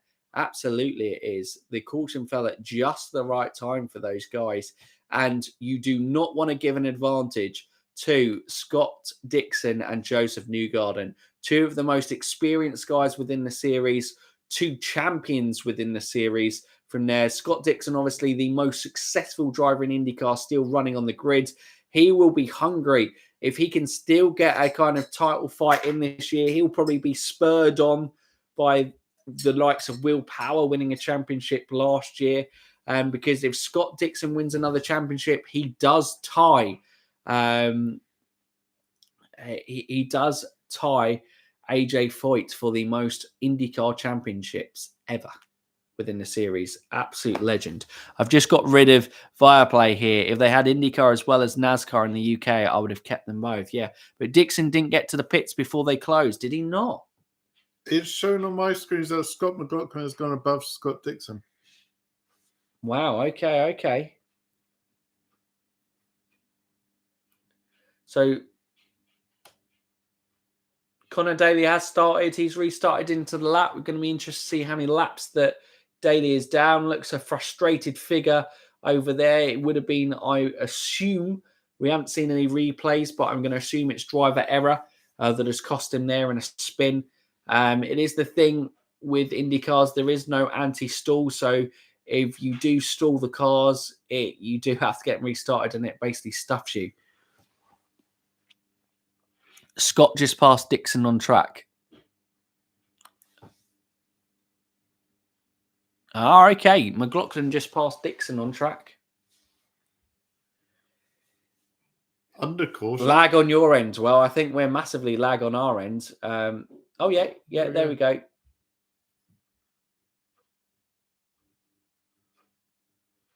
There we go. Must have been told. Give the position back. Must have been told. But that puts another car. So Romain Grosjean has got quite a couple of cars in between himself and Scott McLaughlin. There looks like there's some lap traffic there. I'm not sure who it is. It's just Connor Daly. It's just Connor Daly who's kind of interfering there, which is, like I said, restarts are so key here and you're having that run down. So, they are now letting them through. So Grosjean is going to have a run at Scott McLaughlin. Dixon is being told where to filter back out. So they are, after that caution, filtering cars out where they should go. And from there, I think Joseph Newgarden is down in P12, which is probably not bad for him considering he had that early puncture. But yes, Scott Dixon staying out. Has it hurt him if he stays in P4? Wait, so Scott Dixon's now going down to P5? No, I don't know. He keeps dropping down. Because at the moment he's P4, so Ericsson must get past him. I don't know where he goes. You cannot take service. You can take on emergency fuel or tyres only. That would be it. Right, so Scott got a penalty. Does that mean Joseph Newgarden has also only had an emergency stop as well? Obviously, we are flying blind here with commentary, but big winner out of those pit stops and with the cautions, it looks like, is Scott McLaughlin. Because he's got the advantage. He's on the alternative tyres, which looks like it's a tyre that drops off quite considerably. I think the primary tyre is going to be the one that quite a lot of people go. With this, Colton Herta just trying to cool down, I think. It does get very hot in those area screens on that front. The 51 car there, Stingray Rob in the pits as well. It is absolutely carnage. Goes from there. Did Rogro take primary alternative tyres? Rogro took the primary tyre, Big C Burger. How do you see this one going? Well, obviously, we're approaching halfway distance. We've had 2 cautions so far. I presume we've probably got another caution in this at least, I would say, in this race. Scotty Max looking in a great position. But right now, another caution can completely throw it. Yeah. Yeah, it could, just like it's rotated Scott to the front. Grosjean and Pato being on those black tyres. In fairness, the caution didn't do that. McLaughlin did that all by himself. Yeah. But for, I say, probably Dixon, it's worked out fairly well. Yes. Depending on what's going on there.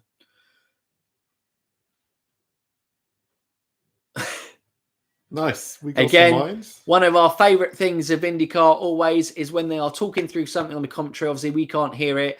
And the doodles that they do on the ever-changing screen. So for about a minute, it is for about a second, it's in the right place, and then it all kind of falls in there.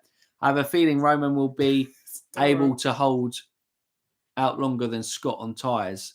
Absolutely, they will be. But it's going to be interesting to see whether the overcut works from there.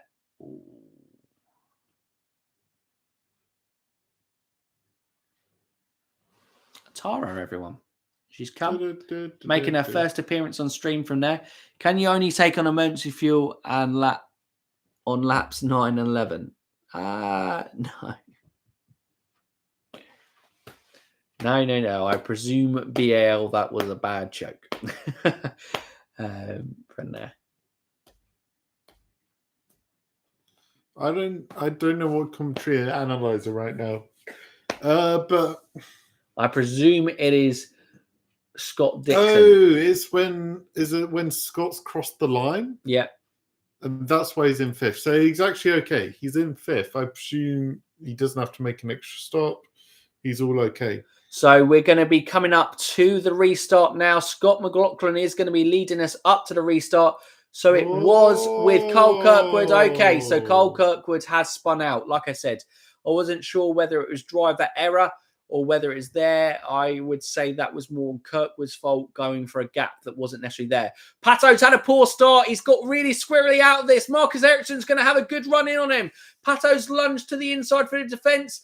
Grosjean hasn't had close enough to get to Scott McLaughlin and being on the alternative tyres from there. Dixon, Rossi has gone hard, and it's going to go wheel to wheel with him in Colton Herta. He's gone round the outside. He's hung tough. He's got the inside.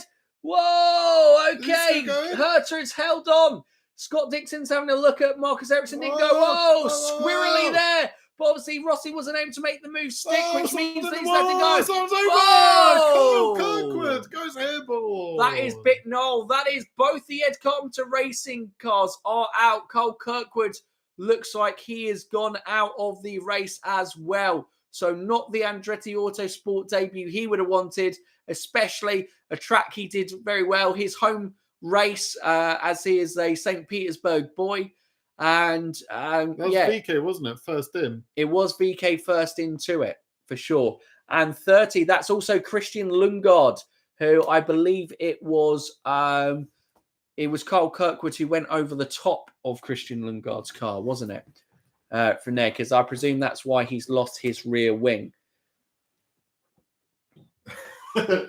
Wow. So I did say I thought there would be at least one more caution and go from there. Won't necessarily affect the upper pack, but it takes another few cars out of it. Santino Ferrucci is back in the race, as well as Castro Neves, I think it looks like at this stage. I don't think we've got technically any cars out, or are we saying Jack Harvey is out of the race? I think. Jack Harvey is not out of the race. He looked like he was running well, but he's now all the way back. He is back in 19th.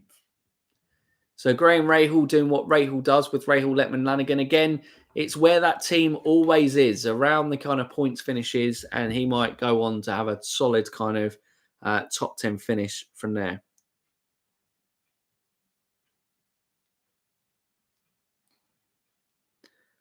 I'm just trying to see. I think, obviously, we're football fans and our football team, Arsenal, are doing very well this season. Have you just seen their result? But I've just seen that Liverpool have beaten Man United 7-0. 7-0. Wow. That is the equivalent of Scott McLaughlin winning this race by 5 laps ahead of the rest of the field. That is an absolute stonker. Wow. Is Christian okay? Christian looks all right. Probably be a bit winded, like he's had an IndyCar fly over his head. Like, geez, how's an IndyCar? Yeah, it looks like his hand. I think he maybe held on to the steering wheel. You've got to be careful. Oh, it's Jack Harvey, 30. Of course it is. Jack Harvey is in the 30 car. That's why he's dropped all the way down. It wasn't Christian Lundgaard, because Christian Lundgaard's number 13 there. I've just thrown everyone off. Obviously, Lundgaard went into the number 45. Yeah, because the 30 car... So it was Rossi who just backed everyone up, and then VK just went wide. He just went wide, and then Kirkwood had nowhere to go. As soon as just went deep into the corner, VK. That was wild. It was wild indeed, Evan. Good to see you. 36 likes in chat. Amazing. 4 more to the plane. 4 more to the plane. Peak indie street racing. Absolutely. You know it happens. We're not even halfway here. As I'm sure plenty of commentators are saying at this time, cautions breed cautions in IndyCar, in any sort of racing, but especially street courses we're racing. Once you get one, they just keep on coming. We've just got to hope for a clean start next up, because those restarts are so keen for start position. Drivers get ballsy. They kind of take it on. I imagine this caution might take us up to around about lap 50 before we kind of get restarted.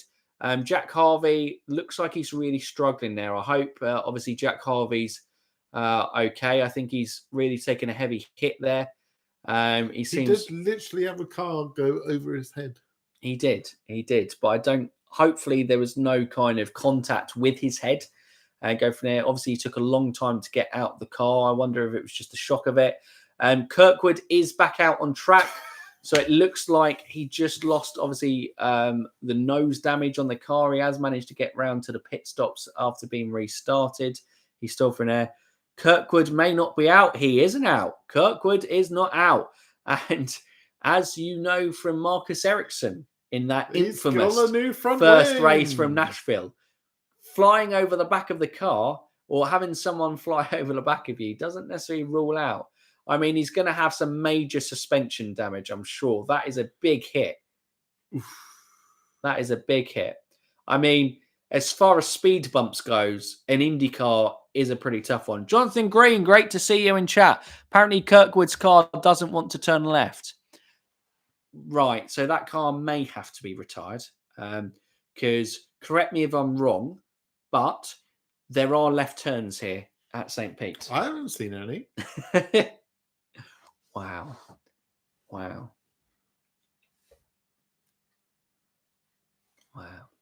Look, that could be us. 2024. Could be. In our boat. In the marina. In a boat. 1 like away from the plane. Keep it coming. Keep it coming. 1 more like. 1 more like. Plane. Again, we don't get money from likes, so it's going to be quite a budget plane. Yeah, it will be. I feel like we could get a desk fan. And stick in front of a couple of cardboard boxes and get some wings. I was going to say, what are those old kind of like rip out one styrofoam kind of planes that you kind of build and throw there with the propellers? That's probably what we're looking at. About £1 you used to maybe get in a stocking or something like that at Christmas. Max Musson, there you have the like. Max 40, that's it. You're a hero. We're flying to Florida. We're a week late, but we're flying. In a model aeroplane. Then we're just going to scavenge our way around the IndyCar calendar for the rest of the season. 41 likes, unbelievable. What's going to be the 50 like target? If we get to 50 likes, we get a rocket ship. We're going to space. We're going to space. Call NASA. You can make that happen. That's why we're going. We're going out to Florida to fly to space. Oh, hang on. The NASCAR can't turn right. Oh, dear, BL. Whoa, traffic jam on the streets of St. Pete. The traffic report. I'm sure we got an advert here. Now going. Nope. Switch back to Colton Herter on board. Call Elon Musk. We'll call Elon. Elon, while you're taking a break from Twitter, can we go to space? We got 50 likes. We got 50 likes. Where do we go after rocket space? Well, let's hope we don't get to 60. If we get to 60, who knows what we'll be traveling in? We'll be traveling in a time-traveling DeLorean. That's where we go. We're going to get copyright. No, it's a cover. It's okay. It's a cover. A cappella. The Indy Phonetics cover. Who's this? Oh, it's just Sky Sports.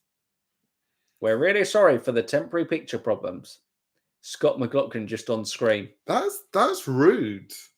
Scott McLaughlin is not a temporary picture problem. Yeah, I'll ask his wife. We didn't think he was that bad looking a bloke, but apparently he's broken the cameras at Sky Sports. Would you guys get a strike if you hung a big mirror behind you and we could watch the race in reflection?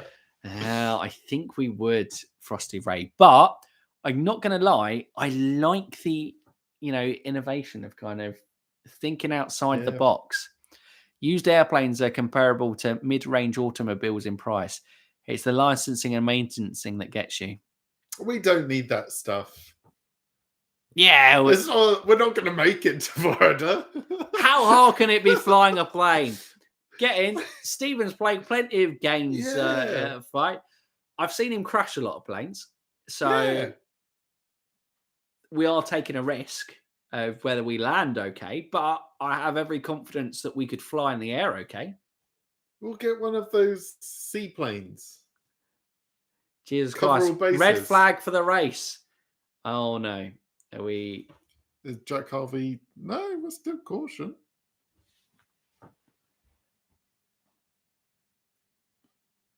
You'll have the Star Trek transporters if you get to 100. Absolutely. I do fly glider airplanes, not too difficult. See, Max? There we go. There you go. We just need to go from a really tall hill. Not too difficult. Mountain. We don't really have them in the UK. No. Go Ben Nevis. I reckon if we could get a cheap flight out to Mount Everest, climb Everest, fly off the top of Mount Everest, we should have enough altitude to make it to America. Yes. Yeah, easy. I'm sure there are easier ways of us getting to America. I don't think there are. But I feel like we're committed now. I feel like we found a loophole. This is definitely the loophole of where we are. You need a second mirror, otherwise the cars will be driving backwards. Oh, wow, yeah. Whoa. We're going to have to go mirrorception. Oh, no. Just bounce the reflections around the road. Wow. Jesus. Here we go. TARDIS, lads. I think a TARDIS is a great option. Has to be a great option on the table. There's a lot of time traveling ones. We've got DeLoreans, we've got TARDISes. Oh, geez. Well, at least we know it's now on you guys, to be fair, because we're stuck on 41 here. We're not even going to space at this rate. We're stuck on a plane. We're getting carried away with time travel. We're not even in space. Max has just told us planes are easy. Planes are easy. We need a spaceship. All right, before we get into TARDISes. 60, what were we going to? A DeLorean at 60. DeLorean 60? I think so. Bill and Ted's excellent telephone booth. Yes. Oh, dear. Right. I think I might be spot on, not far off the kind of lap 50 kind of recommencing the race. Pit lane hasn't opened yet, has it? No, I don't believe so. So we're actually, we're probably going to have another couple of laps under caution. Oh dear! Maybe non-pitted. But... At least in chat, I go for that hovercraft. In fairness, a hovercraft maybe have to come in before the DeLorean. It may even have to come in before the spaceship. Before space. Yeah. Okay. 50 likes. Space. Scott's brought it in. We're in the hovercraft. Sorry if people were hoping for the space travel. We got to go hovercraft first. We've got to go hovercraft. We've got to stick to vehicle progression rules. This wasn't a thing about 10 minutes ago, but it is a thing now. Until racing commences, hopefully, for everyone's sake, we really do hope that racing commences soon. Although there's alternative methods of transportation to get the amount of likes, we'll go from there. What about a two-man rudder boat? Oh. Two-man rudder boat? Oh, no. We've passed the boat level. We've passed boat levels. Boats and planes have somehow all included in one. But now no. Boats was 30, planes was 40. What I mean is we've included all boats and all planes in the boat category, in the plane category, and now we seem to be just getting. I think we're about to go racing again. On lap 50. Oh, stop it. Oh, Called it. stop Unbelievable. Scott McLaughlin is going to lead us to green. Romain Grosjean is all over the back of him. Pato Ward is going to look like he's had a better Who start. lunges? Scott's going to lunge. Scott Dixon is going. The back ends are getting so twitchy out there. Will Scott Dixon have a look? He's having a look, but no, he won't go for it. Will Power stayed on the back there. Everyone looks like they've made it through clean. Turns 1 and 2. Now we have the windy section of 3, 4, 5, 6 coming through there. Look clean at the moment. Scott Dixon, Marcus Ericsson, aggressive, defending, but goes from there. Will Power's having a look. Will Power has a look. No. Oh, Jesus. The tyre wall. Oh, my It's God. It looks like we Vandenberg. survived. It looks like we've bounced, survived. We've gone through there. I don't think anyone is dropped. Oh, And it's Colton Hurter!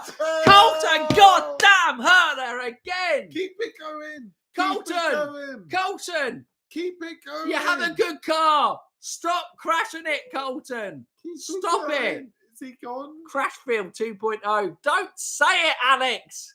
He's gone. It's Oh, caution. oh God. You lose a tyre? Oh, He lost a tyre. new year, new season, same Colton. Actually, no. I think he's fine. Colton Hurter. Oh my God.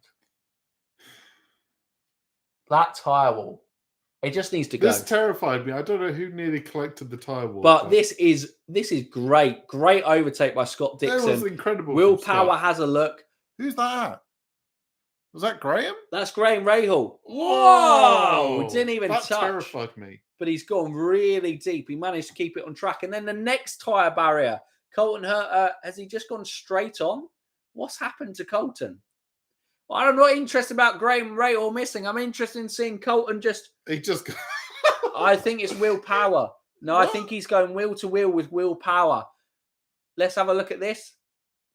Yeah, makes it around this one. So Will Power doesn't make the move on there. Touches through there, opens up, has a little touch in the rear through there, and then Will Power, bang. Yeah, Will Power pushes him in. In fairness, Colton Hurter, I've got to say, that's hard luck. Will Power's gone really risky there in terms of he's gone aggressive He's defending. got the position there, hasn't he? What, Colton had his car ahead on track? Did he? I think so. Gonna have to see some more angles. I'm starting to doubt that Colton will shape up. He's very fast. That Michael Andretti spent a lot of money this weekend. He did indeed, Kyle. Man, their wreckfests are getting out of hand. They are. They are indeed. They don't need to stop street courses, but bumping into them. 2 small cars for 27 cars. Kirkwood is back out. Is someone power steering might help with? I don't think it's something power steering will help with. I just think the Indy cars are so robust that in IndyCar, in F1, drivers won't go wheel to wheel like that too often because they know the suspension can give way. They're a lot more robust. And go from there. We're going Alexander Rossi. We're just showing his troubles. Or are they showing Andretti Autosports troubles at St. Pete? Oh, it is. This is why Andretti. I mean, in fairness, Grosjean is well and truly in for the race win. But Andretti Autosport, man, they are cursed. They are cursed at this track. It's... Oh, God. It is go from there. I think they might need to limit the field to 25. 27 seems like chaos. I don't know if it's... I honestly don't know if it's the amount of cars. I think, again, it is... Drivers just get really ballsy going wheel to wheel because the cars will do it. And when you're on road courses and you go wheel to wheel, you can end up in a barrier or you can end up in the grass, but your race is kind of... It carries on because the confines are so kind of tight on an IndyCar street course or in any kind of racing street course. Those sort of areas, they really kind of go off from there. Colton Hurter is Thomas Scheckter. Oh, don't do that to Colton, Scott. Don't do it. A lot of cars have been out now and still flags all the time. Yeah, it's crazy. I honestly do think it is purely just on that. Wow, we've almost been going this race started, about 20 past 5, didn't it? From there, we're going to go probably in the 2.5 hour mark, aren't we? From there, because we're only just over half distance. Hopefully, we can get some strong go from there. WO, the curb crawling. It's the fact that everyone is within a second or two and it's very tight quarters. I think so. I think that's, so that's probably where you are in terms of the race in that position. But yeah, wow. It is really a tough one on that. Networks just love 3-hour races. They do. Plenty of ads in this one. Scotty Mack is getting so luck by going to greens during these yellows. Yeah, I don't know if it's luck. You kind of make your own luck, don't you? In fairness to Scott McLaughlin, he had a fantastic overcut to get himself ahead of Romain Grosjean. And yeah, these cautions, what have we had? 3 cautions since then. And hopefully we can get some green lap racing, get these cars spread out for go. That's just racing for you. Yellows breed cautions. It's just truism. It absolutely is a truism. Absolutely is. Lap 54 of 100. Go from there. So we are now over half race distance. We're talking to Scotty McLaughlin's race engineer at the moment. Very happy man. Because Scott McLaughlin is driving an absolutely fantastic race, has to be said. Has to be said.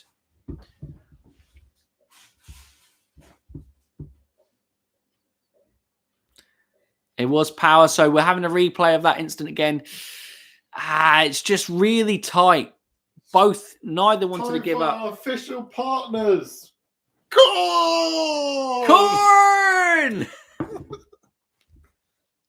Corn, brought to you by Indy Fanatics. Indy Fanatics corn. It's time for a corn break. Amazing. But that incident, to me, it's a racing incident. It's 2 drivers fighting hard for position, neither wanting to give it up. But in that corner, with that tyre barrier, 2 cars don't go into one. Unfortunately, Colton was the one who kind of lost out. We do need a popcorn sponsorship. Absolutely. We're going to start reaching out to Butterkist, all popcorn providers for there. But it looks like we're going to go to green for the 3rd time. Scott McLaughlin is leading us to green flag. There. So we have Scott McLaughlin, followed by Romain Grosjean, followed by Pato Ward. Pato Ward is going to have a look on the inside this time. Pato Ward on Romain Grosjean. Thinks twice. Scott Dixon is there. Oh, Alex below. Squirrely. Is that Callum Eilert? I think it is. Callum Eilert having a fantastic race there for Hunko's Holiday Racing. But Eilert has lost out to Pelot. Joseph Newgarden now going to have a look at Callum Eilert. He switches to the inside. Eilert's going to drop. Yes, he does. Eilert hasn't had a great restart there. And it looks like Christian Lundgaard's coming up as well. He's going to be the one next in line to try and take on Callum Eilert. From that position, Scott Dixon following closely to Pato O'Ward, who had a look, went a little bit onto those marbles. Have a look at Romain Grosjean, but hasn't gone from there. Scott McLaughlin's had a fantastic restart, a little bit like St. Pete last year. Once he gets out in front, the man just looks confident out in front. You can't get him on a restart. You're probably going to have to try and get him in the pits on overcuts and undercuts. Scott Dixon is getting really close to Pato O'Ward here. If he gets this exit right, he's going to have a great running on the home straight. Oh, we're going to have a look there. Is Scott going to make a move? Is Scott going to make a move? No, he doesn't make a move from there. I think Pato's out the danger. After getting held up a little bit by his move on Grosjean. So the running as it stands. Everyone survives. Scott McLaughlin leads Romain Grosjean, Pato O'Ward P3, Scott Dixon P4, Marcus Ericsson P5, Alexander Rossi P6, Alex Pelot P7, gaining places on Callum Eilert there. Joseph Newgarden P8, still doing decent. Probably those cautions really benefited Newgarden, getting him back onto strategy, probably saved that extra pit stop that he had earlier in the race. Callum Eilert P9, Christian Lundgaard rounding off the top 10 positions. Then from 11 to 15, you have David Maluka still in the race. Graham Rahal, P12. Armstrong P13, his first race within IndyCar. That's not a really bad performance from him at all as things stand. Will Power, big loser out from that restart. From there, I wonder, was Will Power given a penalty for Colton Herta? Someone let us know. I presume so. Because otherwise he's had an absolutely awful start through there. And I believe it was Capani who is in P15. You would be correct. Whoa. I'm just happy everyone survived. Have a big sign on the wall saying, eat Monarchist. Absolutely, BL.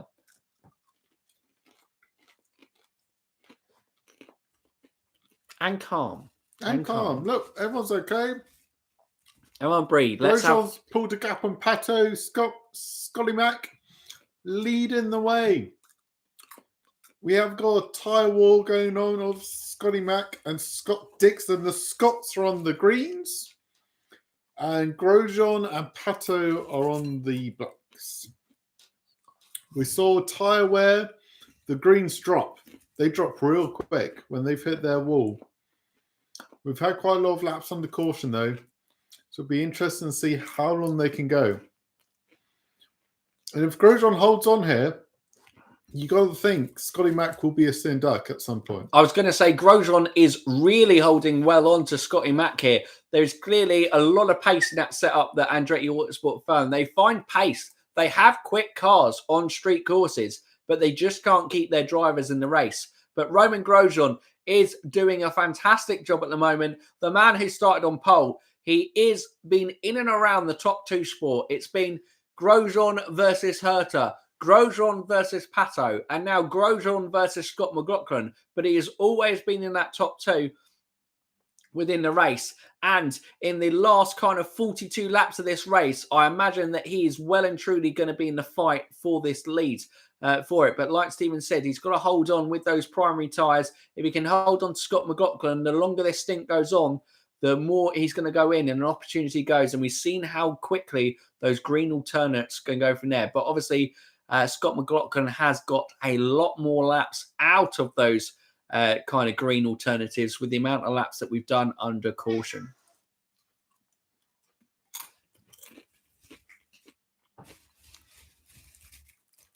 Here we go. We're already nearly lap 60. 1 moment ago, it was halfway.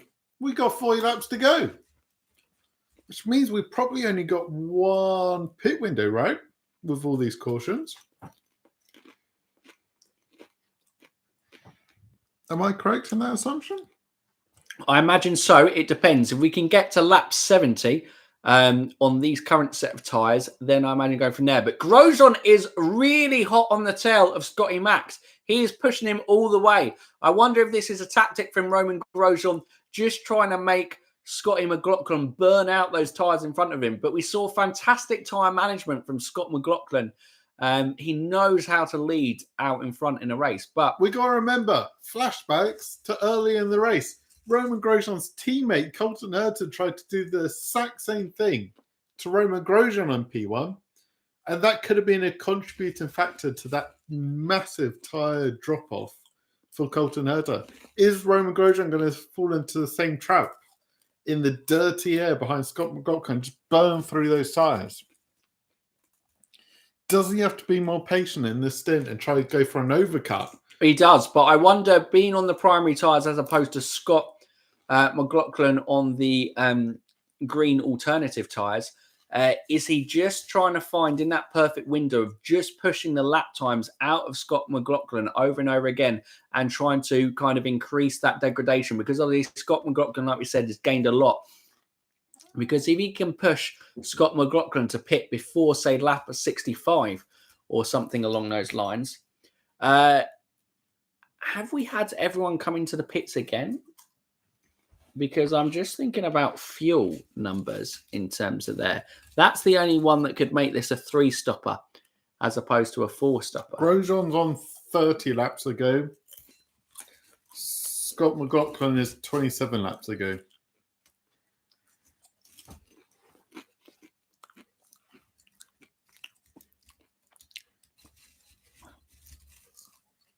But with cautions, they've been in fuel saving mode anyway.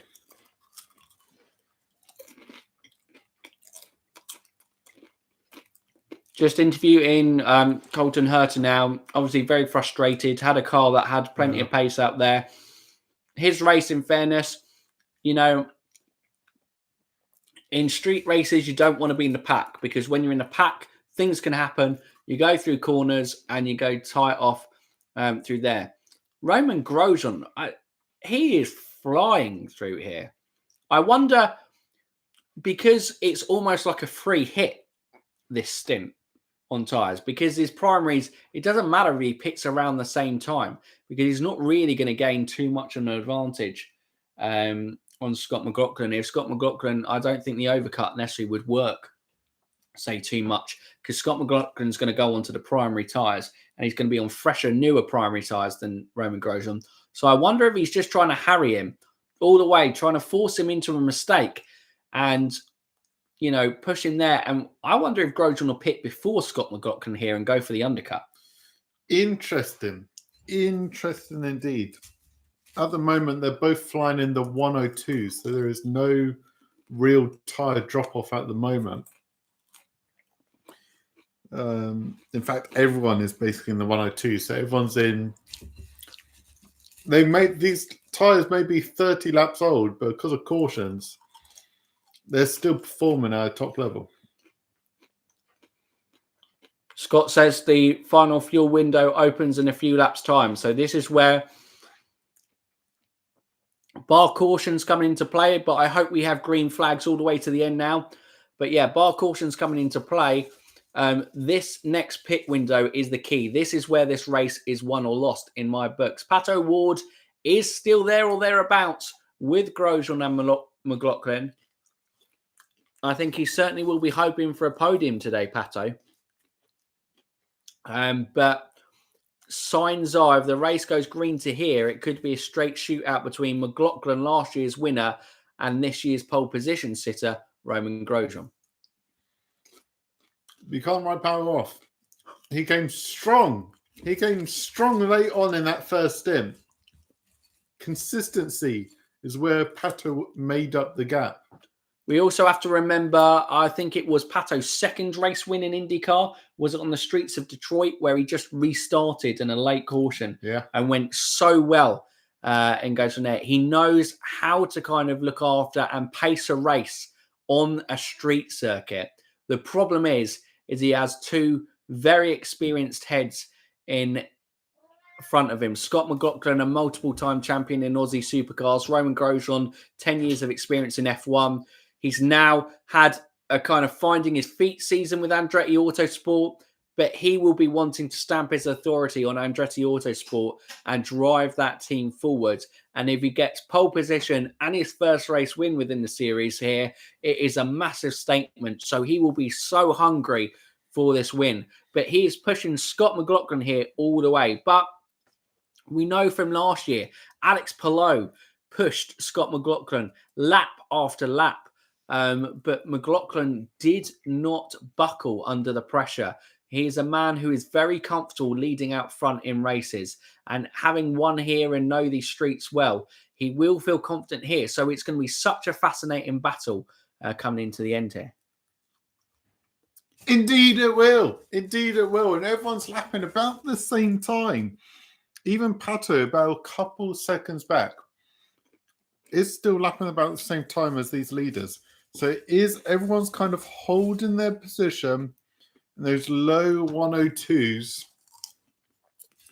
No one, unlike the first stint where we had Grosjean and Herta just check out, no one's really checking out. We had a burst from these two to get that like 2-second lead.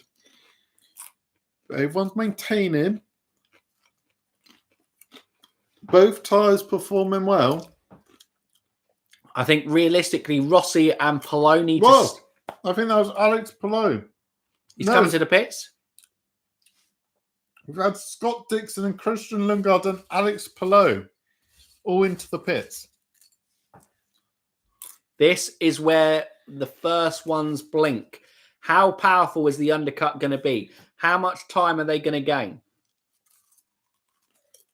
I don't know. Find out next time. Wait, no, we're going to see right now. It's a clean blitz stop for Alex Palou.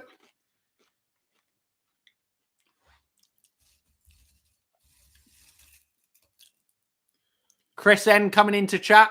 Come on, Grosjean, get him. Finish him. Whoa.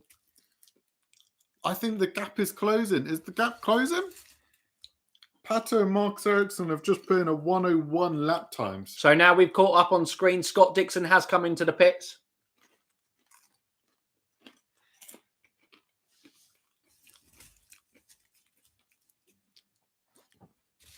Do you say the gap's closing between Pato, Grosjean and McLaughlin?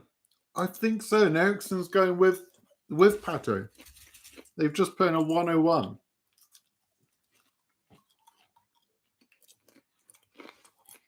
We're so tense. We're nervous eating. Just eating corn. Remember, 5. you can get popcorn from multiple suppliers. But trust Butterkist. Oh, wait, no, we haven't put the sign up. That's not they're not even the ones providing this popcorn. It doesn't matter. They don't need to know that. They don't need to know that. Other popcorn providers are available. Jesus. That is not a great slip of the tongue. When did Rossi end up at McLaren? How did I miss that? He ended up halfway through last year. You probably missed it in the Alex Palou to McLaren. Rossi's him. And Chip Ganassi kind of fallout that saw Alex Palou actually secure that, but actually get an F1 seat with McLaren.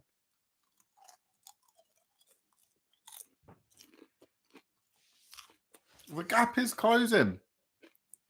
The gap is closing very slightly. Journey to the Earth's corn. Pato is coming back. Pato! This man, he lives, he breathes. Pato. 42 likes. We're still 8 likes off the hovercraft. Maybe people aren't as keen on the hovercraft. Maybe that's why. I think we went wrong. They like boats. They like planes. We should have kept it with NASA. I think they may have been interested in space. Exactly. Eat Butterkist because we need the money for plane tickets. Got it. Yeah. Who picks first, 3 or 28? I'm going to go with 28. Pato pits. New Golden pits.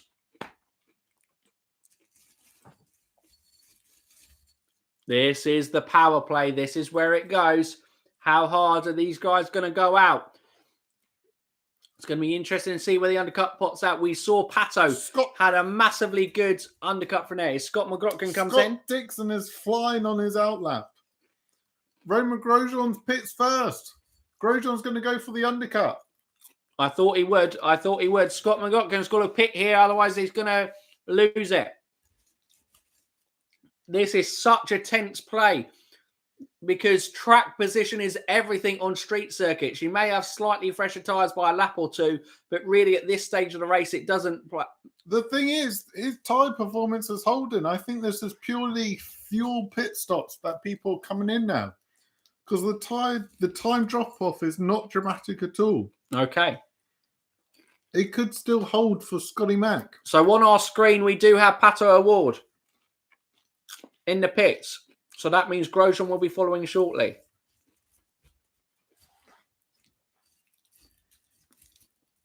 But is the time holding because of the lighter fuel in the car? Scott Dixon is absolutely flying on his outlaps. He's mid 101s. This is the big play. Big play. Rogro does blink first.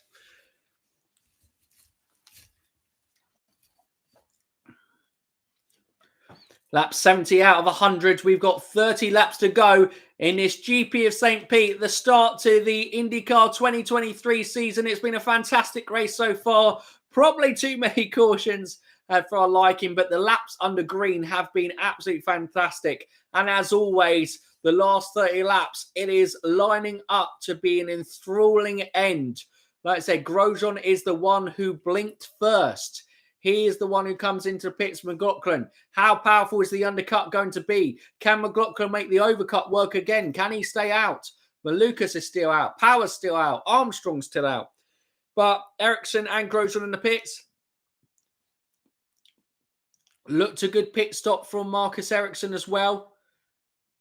Who's that? Where has Grosjean come from there? Grosjean does come out ahead of Pato O'Ward. He does come out of Pato O'Ward. Pato's not going to be close enough to really push here. All right, so Grosjean has gone through here. Now, if he can get ahead. So the undercut hasn't been as powerful as what it was last time. Grosjean was able to maintain those times enough to maintain ahead of Pato O'Ward. It was a poor outlap from Pato. Now, this is huge. How good will Romain Grosjean's outlook be?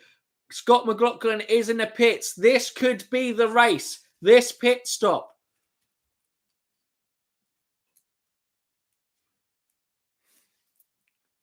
Both are out. Oh my God. What's coming? What's coming?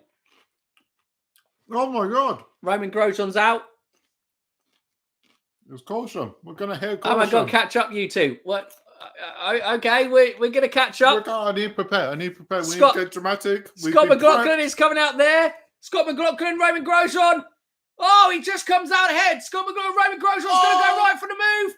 He's going to go. He's going to have a look. This is for the race leads. Here he goes. McLaughlin holds the inside.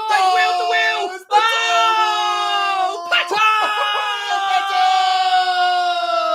Scott McLaughlin. Andretti Autosport. Horrible luck at GP St. Pete continues. Romain, he knew this was the time. You had to go hard because that was the race. It was all or nothing, literally. But he went too ballsy. Michael Andretti is gone. I can't keep paying out for cars at St. Petersburg. I'm just going to stop competing there. But unbelievable. Unbelievable. The two favourites for the race look like they've gone out. Pato O'Ward leads. Then the podium inherently looks like, with way things to go, will be O'Ward leading the race with Ericsson fifth. Dixon on third, completing a podium. Crazy. The Andretti curse strikes again. And this is exactly why when people were asking, do I feel like Grosjean would go? No, because Andretti Autosport in races consistently, year in, year out, of us watching the sport and us watching the sport on this channel, have always let the side down. Always. They're just on race day. They don't put it together as often as they should. But Grosjean, wow. I mean, I just feel like he could have kept it tight and maybe gone for, on the back. Even a P2 is a great finish today. I know he's hungry for that first race win, but was he too ballsy? There's just no room in that part of the track. People have been crashing into that tyre wall of their own accord. 2 into 1 doesn't go. He's got the tyre advantage.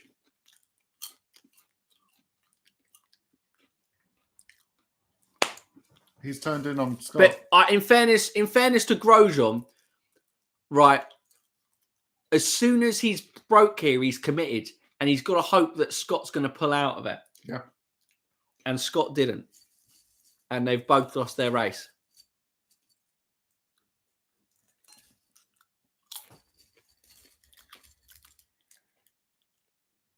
I can't see where else. Please don't drop your partnered's corn on the floor. Do you just... Savage. I can't see where else Scotty Mac can go. In fairness to me, I believe Michael was the St. Pete promoter. I mean, he promotes yellow flags. Another chance. How many times? I know Colton Herta did win here like a couple of seasons ago and he dominated. But how many times in the years that we've been watching IndyCar here have Andretti Autosport should have won this race? Mental. It's crazy. Absolutely crazy. And I think, in fairness, I don't put anyone necessarily in blame for the incident. I think they were just two drivers desperate for the victory, and neither were prepared to give, and they both lost everything. That's, in fairness, that is the margins of being a top driver, isn't it? You put everything on the line, you risk it all, go from there. Although Scott Dixon's made a career out of knowing the right times when to compete and go from there. Scott Dixon, if this is the start to his championship bid, he's in a podium position. He is P3. Can he still get a jump on Marcus Ericsson? He's looked very close on all the restarts from there. Will this be the restart that Scott Dixon just absolutely throws it up the inside and goes for P2? Do you think Pato's going to have the clean air? So he should be safe. Ericsson hasn't looked the most confident going into turn one. If he tries to go for a move and fails on it, he's going to be wide open for Scott Dixon. Pit lane's open, so we should be able to, unless this is an emergency pit stop. No. Full pit stop for the tyre. The pit lane is open, so we should only be a couple more laps away. So 25 laps to go in this race at the GP of St. Pete. Hopefully after this, it will be green flags all the way. But wow, that was tense. We knew that stop was potentially race defining. And it was race defining for a big man, Pato O'Ward. He's just kept himself out of trouble all day. And he'd got in there. We thought Romain Grosjean. I thought Romain Grosjean was going to be up there for the lead of the race, but no. It is, as things currently stand, pole position with no more pit stops to go. It will be just a straight sprint to the finish. Pato O'Ward versus Marcus Ericsson versus Scott Dixon. Can either of Palou or Newgarden come in? Newgarden's had a great race considering that he got that early puncture to be in the top 5. Definitely damage limitation from himself. Graham Rahal, Christian Lundgaard, solid starts out for the Rahal, Littman, Lanigan guys. Callum Ilott, a shout out to Callum Ilott actually, P7. Absolutely brilliant. And Alexander Rossi, P6. First race in his new team with Arrow McLaren. It's a fantastic start to his journey with the team from there. If he had come out ahead after the pit, it would have been smooth sailing. No wins and he isn't getting younger. I'd be a complete basket case if I was him. Feel so bad for Grosjean. A lot of people feeling bad for him. The same way he did in F1, take a month off and move on to the next race. What a heartbreak. I don't know how Grosjean continues emotionally. Is there? Oh, well, got to be the other Scotty now. Canapino Green, great run so far in the top 10. Is he in the top 10? That would be a great... He does round off the top 10. That is a great run for him, absolutely. And who is Canapino for team-wise again? Is he Juncos Oliver Racing? No. That's Armstrong and Idot. Campino would be AJ Foyt or Dale Coyne. Okay. Not Dale Coyne, because that's AJ Foyt, Stingray Rob, so yeah. AJ Foyt, experience. Look at those St. Pete fans living it up. Living it up.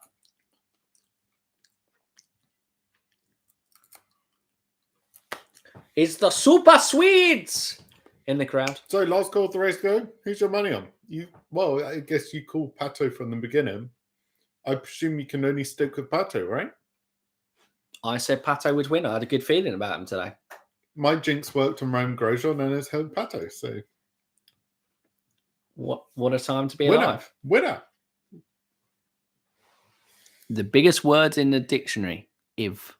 Absolutely. There is, if we just look at that top 5 though, Pato, Marcus Ericsson, Scott Dixon, Alex Palou, and Joseph Newgarden. That is an insane top 5. Any of them have the ability to win this race. Just to pull off an absolute masterclass. Absolutely. I mean, from what we've seen of St. Pete, and I think traditional from there, I think it's got to be, if someone's going to make a move on Pato, it's got to be in this first stint. Yep. If not, I think Pato's got it through to the green flag. Yep. They're all on the same tyres.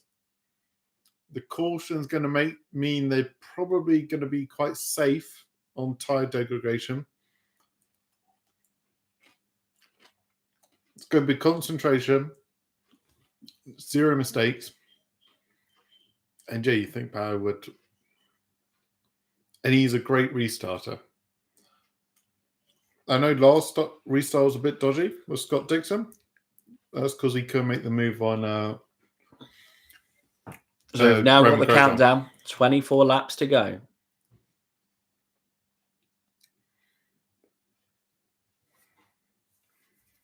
Jeez, if you can have a great restart here, any of those top 5 could give themselves a shot at the win here. And we've got 24 laps to go. We can still have another 5 cautions and another 5 restarts before the end. It's crazy. The track really eats up some tyres. Not surprised Scotty Mack didn't give an inch. I've seen Aussie supercars many times. Yeah, absolutely. I don't think he was obliged to. No, I don't think he was. I think for both drivers to survive the corner, one of them had to give. Unfortunately, as soon as Grosjean threw it on the outside, he was committed. There wasn't any way I don't that he think could there are have pulled many out. drivers on the grid that would have just slammed on the brakes in Scotty Mack's position and absolutely conceded.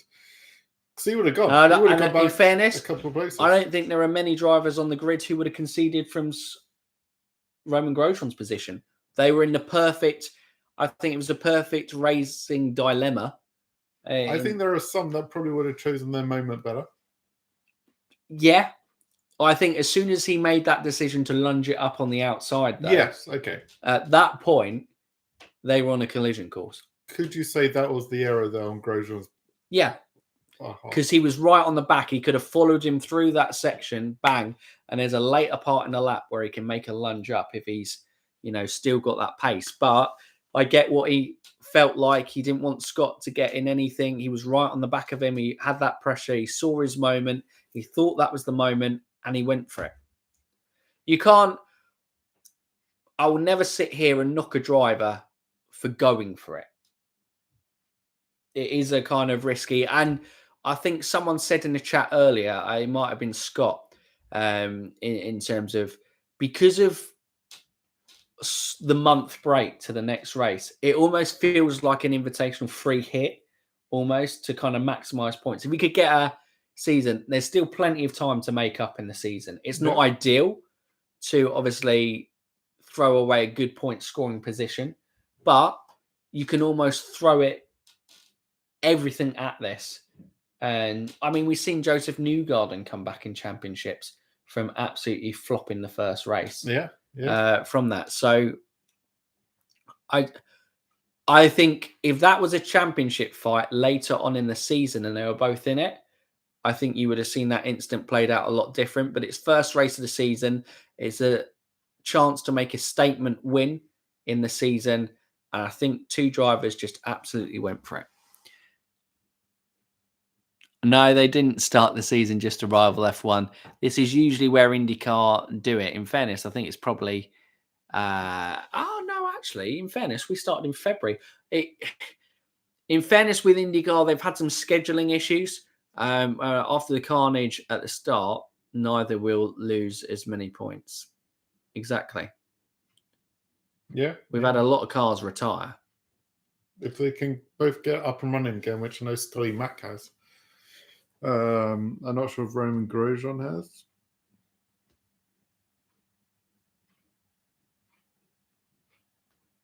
I don't know if Romain Grosjean's running or not running. But we're going up to green in a moment. I know some of you are probably in green. We're still on the race recap. Yeah, just reliving that big moment.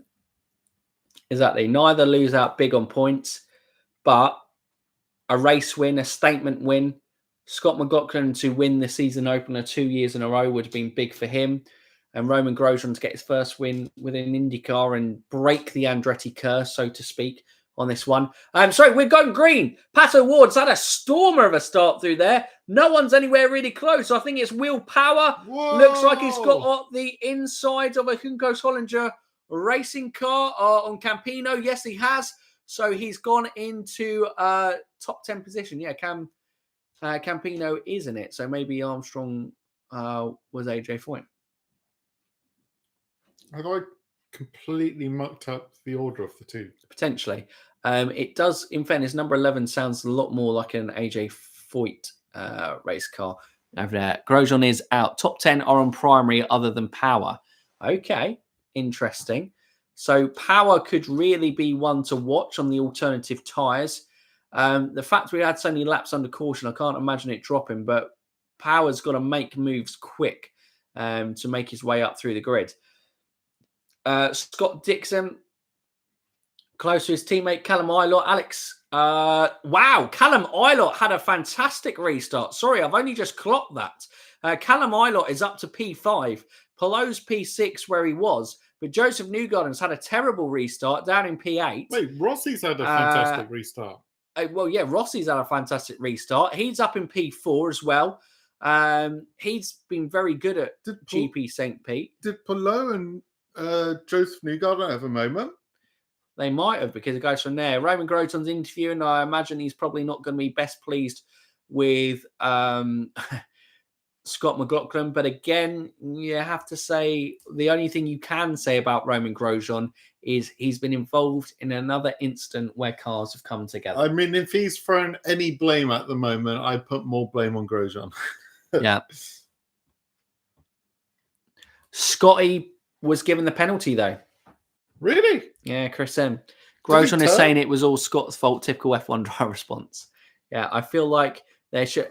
In fairness, in the heat of the moment, I never take what drivers say too seriously because, look, they're ultra to be an elite level sports person, which is what they are in IndyCar. These are the best of the best guys out there. To be that, you've got to be super competitive. And when you've got a mic shoved in front of you after the heat of the moment, you're going to get an honest thing, and they're never going to see things clearly and logically of where it is. So, of course, they're going to blame the other guy because he knew how much that meant for him.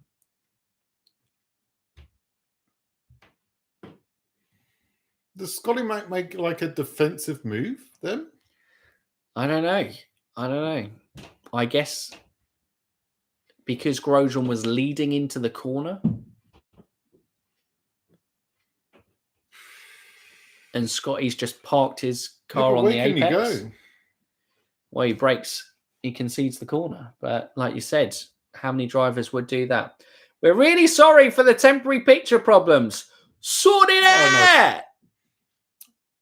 I need to see the onboards of Scotty Mac because if he's just gone for the corner, I'm not sure why he would have got the penalty. Pato O'Ward has absolutely cruised, by the way, out into the lead. Go from there. He's already built up a 2.3 second lead from Marcus Ericsson. And Ericsson's got about a second's gap over teammate Scott Dixon. And like I said, Alexander Rossi, great restart. Callum Eilert, great restart as well. They've moved into positions 4 and 5. Palou, P6. Rahal again for Rahal, Lanigan, Letterman. Rahal, Letterman, Lanigan. Racing. Sorry, I just get my Lanigans and Letmans mixed up. A pretty solid first race out for them in P7. It's where you usually expect one of the Rahal, Letman, Lanigan cars to be fair. Power's up to P8, making those alternative towers work. Although he looks like he's on the back of Graham Rahal, Will Power here is absolutely flying, but he hasn't got great traction out of the corner there, so he's not going to be able to send it onto Graham Rahal into the first corner here. But he has got past Joseph Newgarden, and he has got past Christian Lundgaard. Malukas P11, Armstrong P12, which would be a fantastic first showing for him, and also Canapino in P13, pretty strong runs. And Stingray Robb, actually, coming in P14. He's managed to, well, I guess technically he's last out of the cars who's retired, but yeah, it comes in at P14. You know, it still secures a kind of points finish, doesn't it? Go on, pick it up. Stingray Robb, it's a great name. Pato stomped everyone on the restart. Unless something happens, it's over. Grosjean, Coward are my favourite, and on Award are my favourite. Hopefully Pato can pull through. Pato will be praying for green until the last laps for sure. We're riding on board with Graham Rahal. He's going to be working hard to defend himself. There's about half a second difference between him and Power. Power's going to be losing that kind of extra little edge on the alternatives anytime soon. He's obviously made up big moves from there, but it's going to be a struggle. On lap one is big move. Yeah, absolutely. I don't think he's moved anywhere from. Lap one of the restart. I think he made 2 moves on the first lap of the restart, and that's it. Oh, okay. Well, I thought he overtook Newgarden and Lundgaard. Apologies. Yes, he has overtaken Newgarden as well. So 16 laps to go in the GP of St. Pete, the season opener of the 2023 IndyCar season. We have to wait a month to get back on track for IndyCar after this, but it looks like Pato O'Ward, he's been in and around the top. He didn't get involved in the kind of runaway chases, I would say, too far. He came out of the pits just behind Romain Grosjean on one of the restarts, but he wasn't necessarily kind of pushing too hard. He was kind of biding his time. Then once Grosjean and McLaughlin were pushing themselves right at the front, he didn't get himself involved in the drama, and he's been there just about to kind of take the lead and clear up the mess. And this is why, out of the young drivers who's come through, Pato O'Ward is the best one for me in terms of he's got the pace. He also has the consistency. He has that calm head. He may be an erratic, kind of excitable personality outside of the car, but as soon as he puts that helmet on and sits in that cockpit, then he is ready and he brings his game over and over again. And he is a fantastic driver to watch inside out. But can he see it through to the end? Marcus Ericsson has reduced the gap to 1.5 seconds, but that may be Pato just managing the gap, making sure that he is, he burst out with the advantage. He's now just kind of like conserving, having things kind of keep going. It's a big result for Marcus Ericsson as well, to be fair, if he manages to hold on for P2. He did a lot of races last year of just kind of going from there. Ericsson has, I would say, been a strength actually on street courses since his time in IndyCar. He has kind of adapted well to those courses and go from there. All his race wins other than the Indy 500 on street tracks, right? Absolutely. Marcus Armstrong is vegan, but performance is lacking on the long runs. I like that they are handing out penalties. Will and Scott both defended a little too hard on a tight course. In order to keep these races moving, there can either be a parade or discouraged defence, or else we can get crash fests. Absolutely, Alex. And it's something that we definitely need going forward to Nashville, because that's the real worry later on in the season. Looking at the replay, Scott almost made the turn after contact with Roman. It looked like Scotty Mac straightened up going into the apex. Yeah. I failed to see what Scotty Mac did wrong. I think they are just saying that if someone's leading into the corner, they're just being a bit harsh on goes from there. Well, I'm not sure if it looked like Scotty Mac wasn't going to make the corner. I don't know. 45 thumbs up. 5 away from Hovercraft. You can do it, squads in Jack. Get those lizards out in force. Unbelievable. I also failed to see what road road. I agree, Scott. I think there were 2 races who just went at it. I think it's a racing incident in my books. Neither wanting to give up anything to go for the ultimate prize, which is a race win.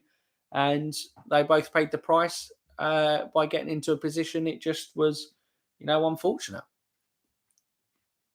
12 laps to go here in St. Pete. Ericsson has brought the gap down. He is pushing hard. I don't know if that he just has more pace than Pato O'Ward, or whether he's using a lot of push to pass to close down the gap. Scott Dixon hasn't gone with Ericsson. He is in the background there. So Ericsson is going to give us a tight fight to this. And like we said, Pato has done well. He knows how to win on a street course, but Ericsson is a guy who also knows how to win on a street course.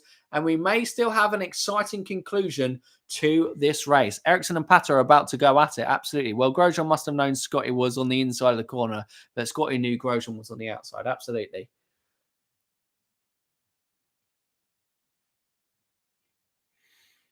I kind of want to see more replays of it because I'm not sure if Scotty Mack has corrected right before the apex of the corner, which would put the fault at him. Yeah. Because if he hasn't controlled his car to go around the corner, then there was he's some just smoke taken off out it. I'm someone. not sure if he locked up. So if he locked up going into the corner, that's where they generally give penalties, isn't it? Yeah, you are on cold tyres, so maybe you should have been a bit more cautious. So the gap is now 0.08 of a second, or 0.8 of a second, sorry, to Pat. Well, 800s would have been really exciting. 0.8 of a second to Pat Awards. He is kind of pulling him in lap by lap. Scott Dixon is thereabouts. He's not? Is Scott going to make a late move? I think Rossi's quite happy to sit in and take P4 for that. Is Scott Dixon potentially, if Pato holds up Ericsson here, it could pull Dixon into the mix and we could have a 3-car fight going into the last 10 laps. I doubt we're going to see any risk from Scott Dixon. It's just not his MO in terms of it. He is the man who just kind of, he'll take advantage of any mistakes if they happen. Won't go from there. But I can see an Ericsson going for maybe a bold move on this. It is potentially an Ericsson, but, you know. What was it, Long Beach? We were in I can't remember who Ericsson was chasing. Was that Herta? Might have been. The gap is now 0.5 of a second. He fluffed it, basically. Yeah. Was he leading? No, he must have been chasing. Well, there was obviously the first Nashville race where Colton Herta was all over the back of Ericsson and then binned it. Yeah, but I'm thinking of when Ericsson binned it, when chasing. If Ericsson and Pato crash, I will cry. Don't cry, Evan. It's okay.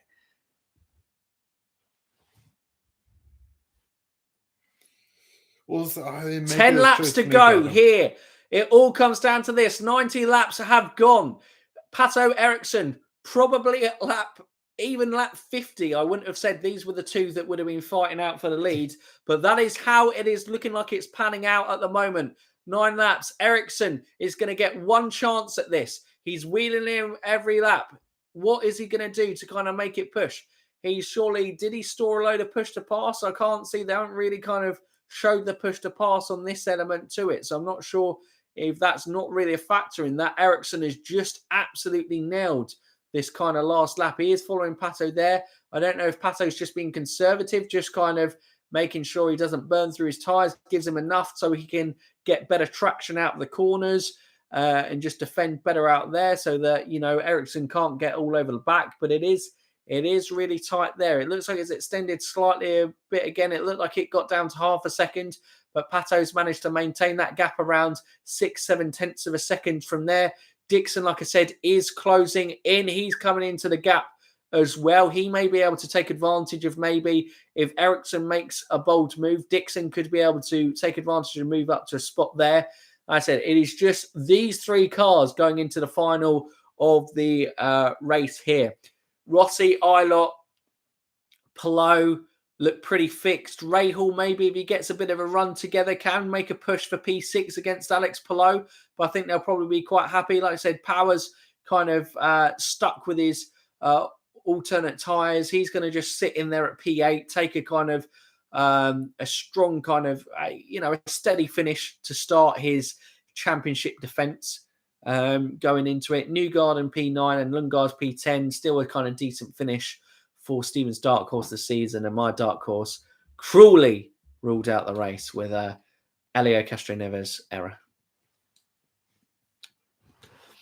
Ilott with a solid run today. He just might get a win late this season. I could see an Ilott win this season. I generally could. If the circumstance, obviously it has to be circumstances. What a result that would be. Go through there. But Callum Ilott, I have to say, has been absolutely incredible since he joined IndyCar. And there will be one of the big teams snapping him up. And even higher midfield teams who are more established than Juncos Hollinger Racing. But, you know, if I was Ilott, I would only move for really a McLaren, Ganassi or Penske. They would be the 3 I'd move for. I definitely wouldn't move for an Andretti Autosport. But, you know, because he's in and about where Rahal, Letman, Lanigan Racing, and he's the number one guy at Humco's Hollander Racing. They're all built around him. Yeah. So he's the talent. So he's got a team. He's almost driving forward a bit like what Jack Harvey had at Meyer-Shank Racing in terms of those performances. But yeah, let's go from there. Pato's pulling away a little bit. I think Pato was just playing this, I think he's got it completely in the bag.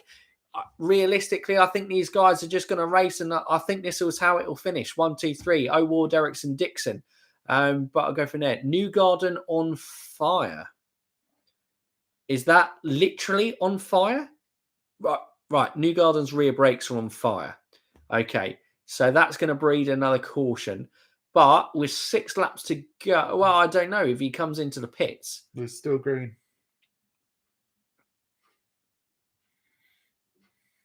It's only really if his car stops, but if he pulls off the side. Newgarden is still running. He's just on fire. Well, happy days. We'll go from that. 6 laps to go here at St. Pete. Yet we're now getting the things. Oh my God, that is quite literally his brakes are on fire. Wow. That is amazing. He's gone into the pits. Okay, no caution so far, right? Yeah, he was going to have to come into the pits for there. But yeah, bloody hell. That is when you've pushed your car to the limits to go from there. That's going to be so frustrating for Joseph Newgarden because that's a fantastic result for him, realistically. Not a fantastic result because this guy's used to winning championships. He is the king of mechanical failures. Yeah, he is. But it would have been a good result considering his start of puncture. Go from there. And so frustrating for Joseph Newgarden. He is becoming quickly the bridesmaid in IndyCar. It's difficult to say as he's been a 2-time champion in the series already. But like I said, I think in the season preview, are you okay? Stephen's seen something. Stephen has seen something. Ericsson is going to send it. Ericsson has sent it.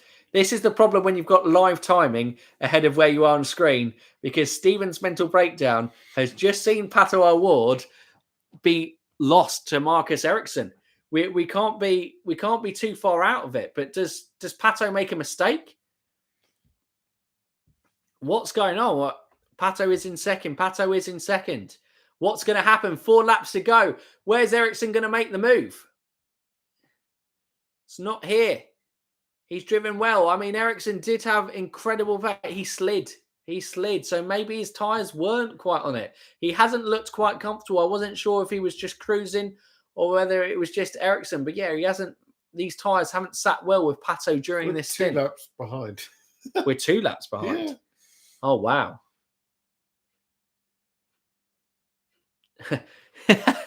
Alexander. Sigh. Brain fart from Pato. Oh, no.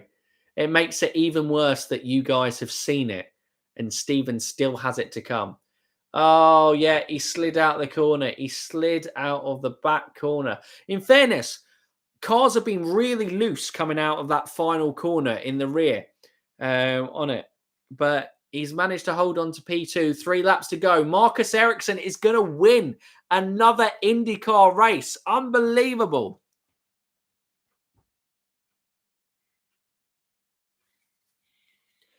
Oh, no. When he corrected, he hit the pit lane speed limit button.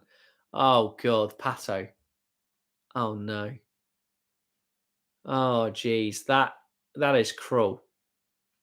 That is cruel. So that's why the car's gone slow out the corner. Oh, yeah, just there. He's hit the pit lane speed button. Oh, Pato. That is cruel. Oh, potato. Exactly, Tara. It is cruel.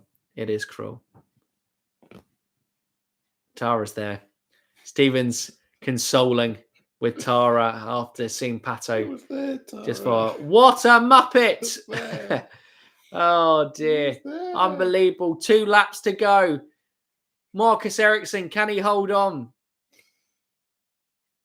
Marcus is pulling away really fast. I mean, Marcus has just nailed it in this stint anyway. But that's what happens. If you gamble, if you put pressure on the leader, then sometimes a mistake can happen. And that's what Marcus has done. He's pushed him all the way. Steven said that race where he bottled it. Well, he hasn't bottled it today. He forced the mistake from Pato. He was there to take advantage. Max is in tears. Poor Pato. Racing is a cruel sport. It really is a cruel sport. But P2, it's still a fantastic start to the season for Pato O'Ward. I mean, he'd love to have another race win under his belt. But Marcus Ericsson, you've got to give the guy credit. All right? It is fantastic from him. I think we had Zoe in the kind of preview season chat where we were making our predictions. She's a big Marcus Ericsson fan, and she will be absolutely ecstatic that Marcus Ericsson is seeing this through. Final lap, Marcus Ericsson, sneaky Swede, how appropriate. I know, he just kind of cruises through, but you guys have probably already seen the checkered flag, but we're just watching Marcus Ericsson cruise through the streets of St. Pete. It's been a fantastic drive from the Swedes. The leaders all have kind of had some sort of mistake in it. Pato, lucky that his mistake has only really cost him in P2 rather than any kind of more serious one on that front. But P2 still fantastic. Scott Dixon, the experienced head, still, racking up podiums. He's doing what Scott Dixon does. He's there or thereabouts where he needs to be. And Marcus Ericsson comes around the final corner to take the checkered flag in St. Pete. The sneaky Swede wins again in IndyCar. The 2023 season is off with a bang. It's Chip Ganassi Racing winning again. It's the last Indy 500 winner winning in IndyCar again. We know he's a real threat in the series on street course races. He pushed Pato. Pato, unfortunate to make the mistake. Racing is a cruel sport, but Ericsson was there. He forced Pato into the mistake, and he claims another victory within the IndyCar series. And after another convert from F1, Romain Grosjean was taking the plaudits, pole position, going from there. It is actually another guy who left for IndyCar before Romain Grosjean, who ever since winning in Detroit, it was for the second time, has really kick-started and ignited his career in IndyCar again, and he continues to rack up wins for Chip Ganassi Racing. As a title contender, I'm still unconvinced by Marcus Ericsson. I don't know consistently across all three formats, or all three tracks, four tracks if you take short ovals and kind of super speedways into subdivisions as well. But it is a fantastic start to the season, and it's just how you want to start. You start out front. He led so much of the championship last year. And again, Marcus Ericsson is top of the IndyCar standings. I have no words. Steven's broken. Top 5 for Ilott as well. Absolute fantastic drive for Juncos Hollinger Racing. I'll give Pato a lot of credit. I've seen Dixon pounce on lesser chances. Happy for Ilott and Ericsson, crushed for Pato, absolutely. Just want to know how all things he hit the limiter. Did he think it was his drink button? I don't know. Maybe he was on a push to pass, trying to kind of get out of it, and he's just hit the wrong button. It's been a long, exhausting race. In those aero screens, we know it's a really hot and a grueling racing thing. His mind might have just kind of got fuzzed and, pressed the wrong button in terms of there. But it's happened, unfortunately. And still second. It's still a strong start. If you're starting on the podium in the first race, it's still a really strong start to the season for sure. But yeah, Marcus Ericsson is on that top step in the podium again. Pato P2, Scott Dixon, 6-time IndyCar champion, starts off his championship campaign with a strong performance. Callum Ilott, probably the pick of the drivers outside of the top boys, coming in with a P5 finish. Alexander Rossi, first race for Arrow McLaren SP. P4. That's a strong finish in P4. You've got to really kind of go from there. He looks more of the Alexander Rossi that we were so used to seeing. And, like I've said many times before, Alexander Rossi being competitive within IndyCar, it is good for the sport because he's a brilliant guy. If you're not first, you're last. Absolutely. Things like that always happened back in the day. Missing a shift was common. Absolutely. If you just stayed clean without crashing, you would have had a top 15. What a crazy race. Absolutely. I was ready to scream Pato, but I was too. we have to wait. Marcus Ericsson on screen, getting excited. Sneaky Swede does it again. Yeah, P2 is still good. Maxes go from there. Stephen, your thoughts on the race? Obviously, it was actually a great race. We did hit that patch of just caution, but we had quite a few bounds for the lead. Mm-hmm. Carnage, which is not necessarily always a good thing, but it was all right today. And a surprise ending. A plot twist at the end that no one wanted, but we got it. And like you were saying, plenty of great individual performances throughout. Rossi on his debut, Ilott in the top 5. Dixon being P3 when looking out of nowhere at some stages. Yeah. It's unlucky for Newgarden, but power, like we said, it's damage limitation, P8s. If you're getting in the top 10 in this race, you're still kind of no early kind of signs are there in the championship as it goes, but you've got the usual contenders in and around it. Look at Ericsson; he's sweating buckets. It looks like it was a tough race, and like I said, it is a race always commented by the drivers that it's physically exhausting, and he will absolutely got a month be to recover though. So he does indeed. He's certainly been out in the sun because he's blonder and blonde out there. Pato, absolutely gutted. Absolutely gutted on screen. What are your final thoughts on the race? My final thoughts on the race, it's a good start thing. Again, it's always frustrating with IndyCar that we get excited. We're just getting our teeth stuck into it. The usual championship contenders are there within the series. Plenty of drama within it. Plenty of kind of, controversy in terms of, crashes out of there. Andretti being consistently reliable and kind of flopping on the race and not kind of capitalizing on, they've had three drivers qualify in the top 6 and they've had no drivers finish in the top 10. That's all you need to say. That's impressive though. I mean, yeah, it's absolutely crazy. Positives. It's crazy. It is crazy. Yeah. Love IndyCar to be back. Frustrating that it's a gap there, but we're going to be here, ready for you guys to go from there. 48 likes, so close to the hovercraft. So close. Be the model aeroplane, though. Oh, it's just the model aeroplane. We'll have to get it for the next one. Go for now.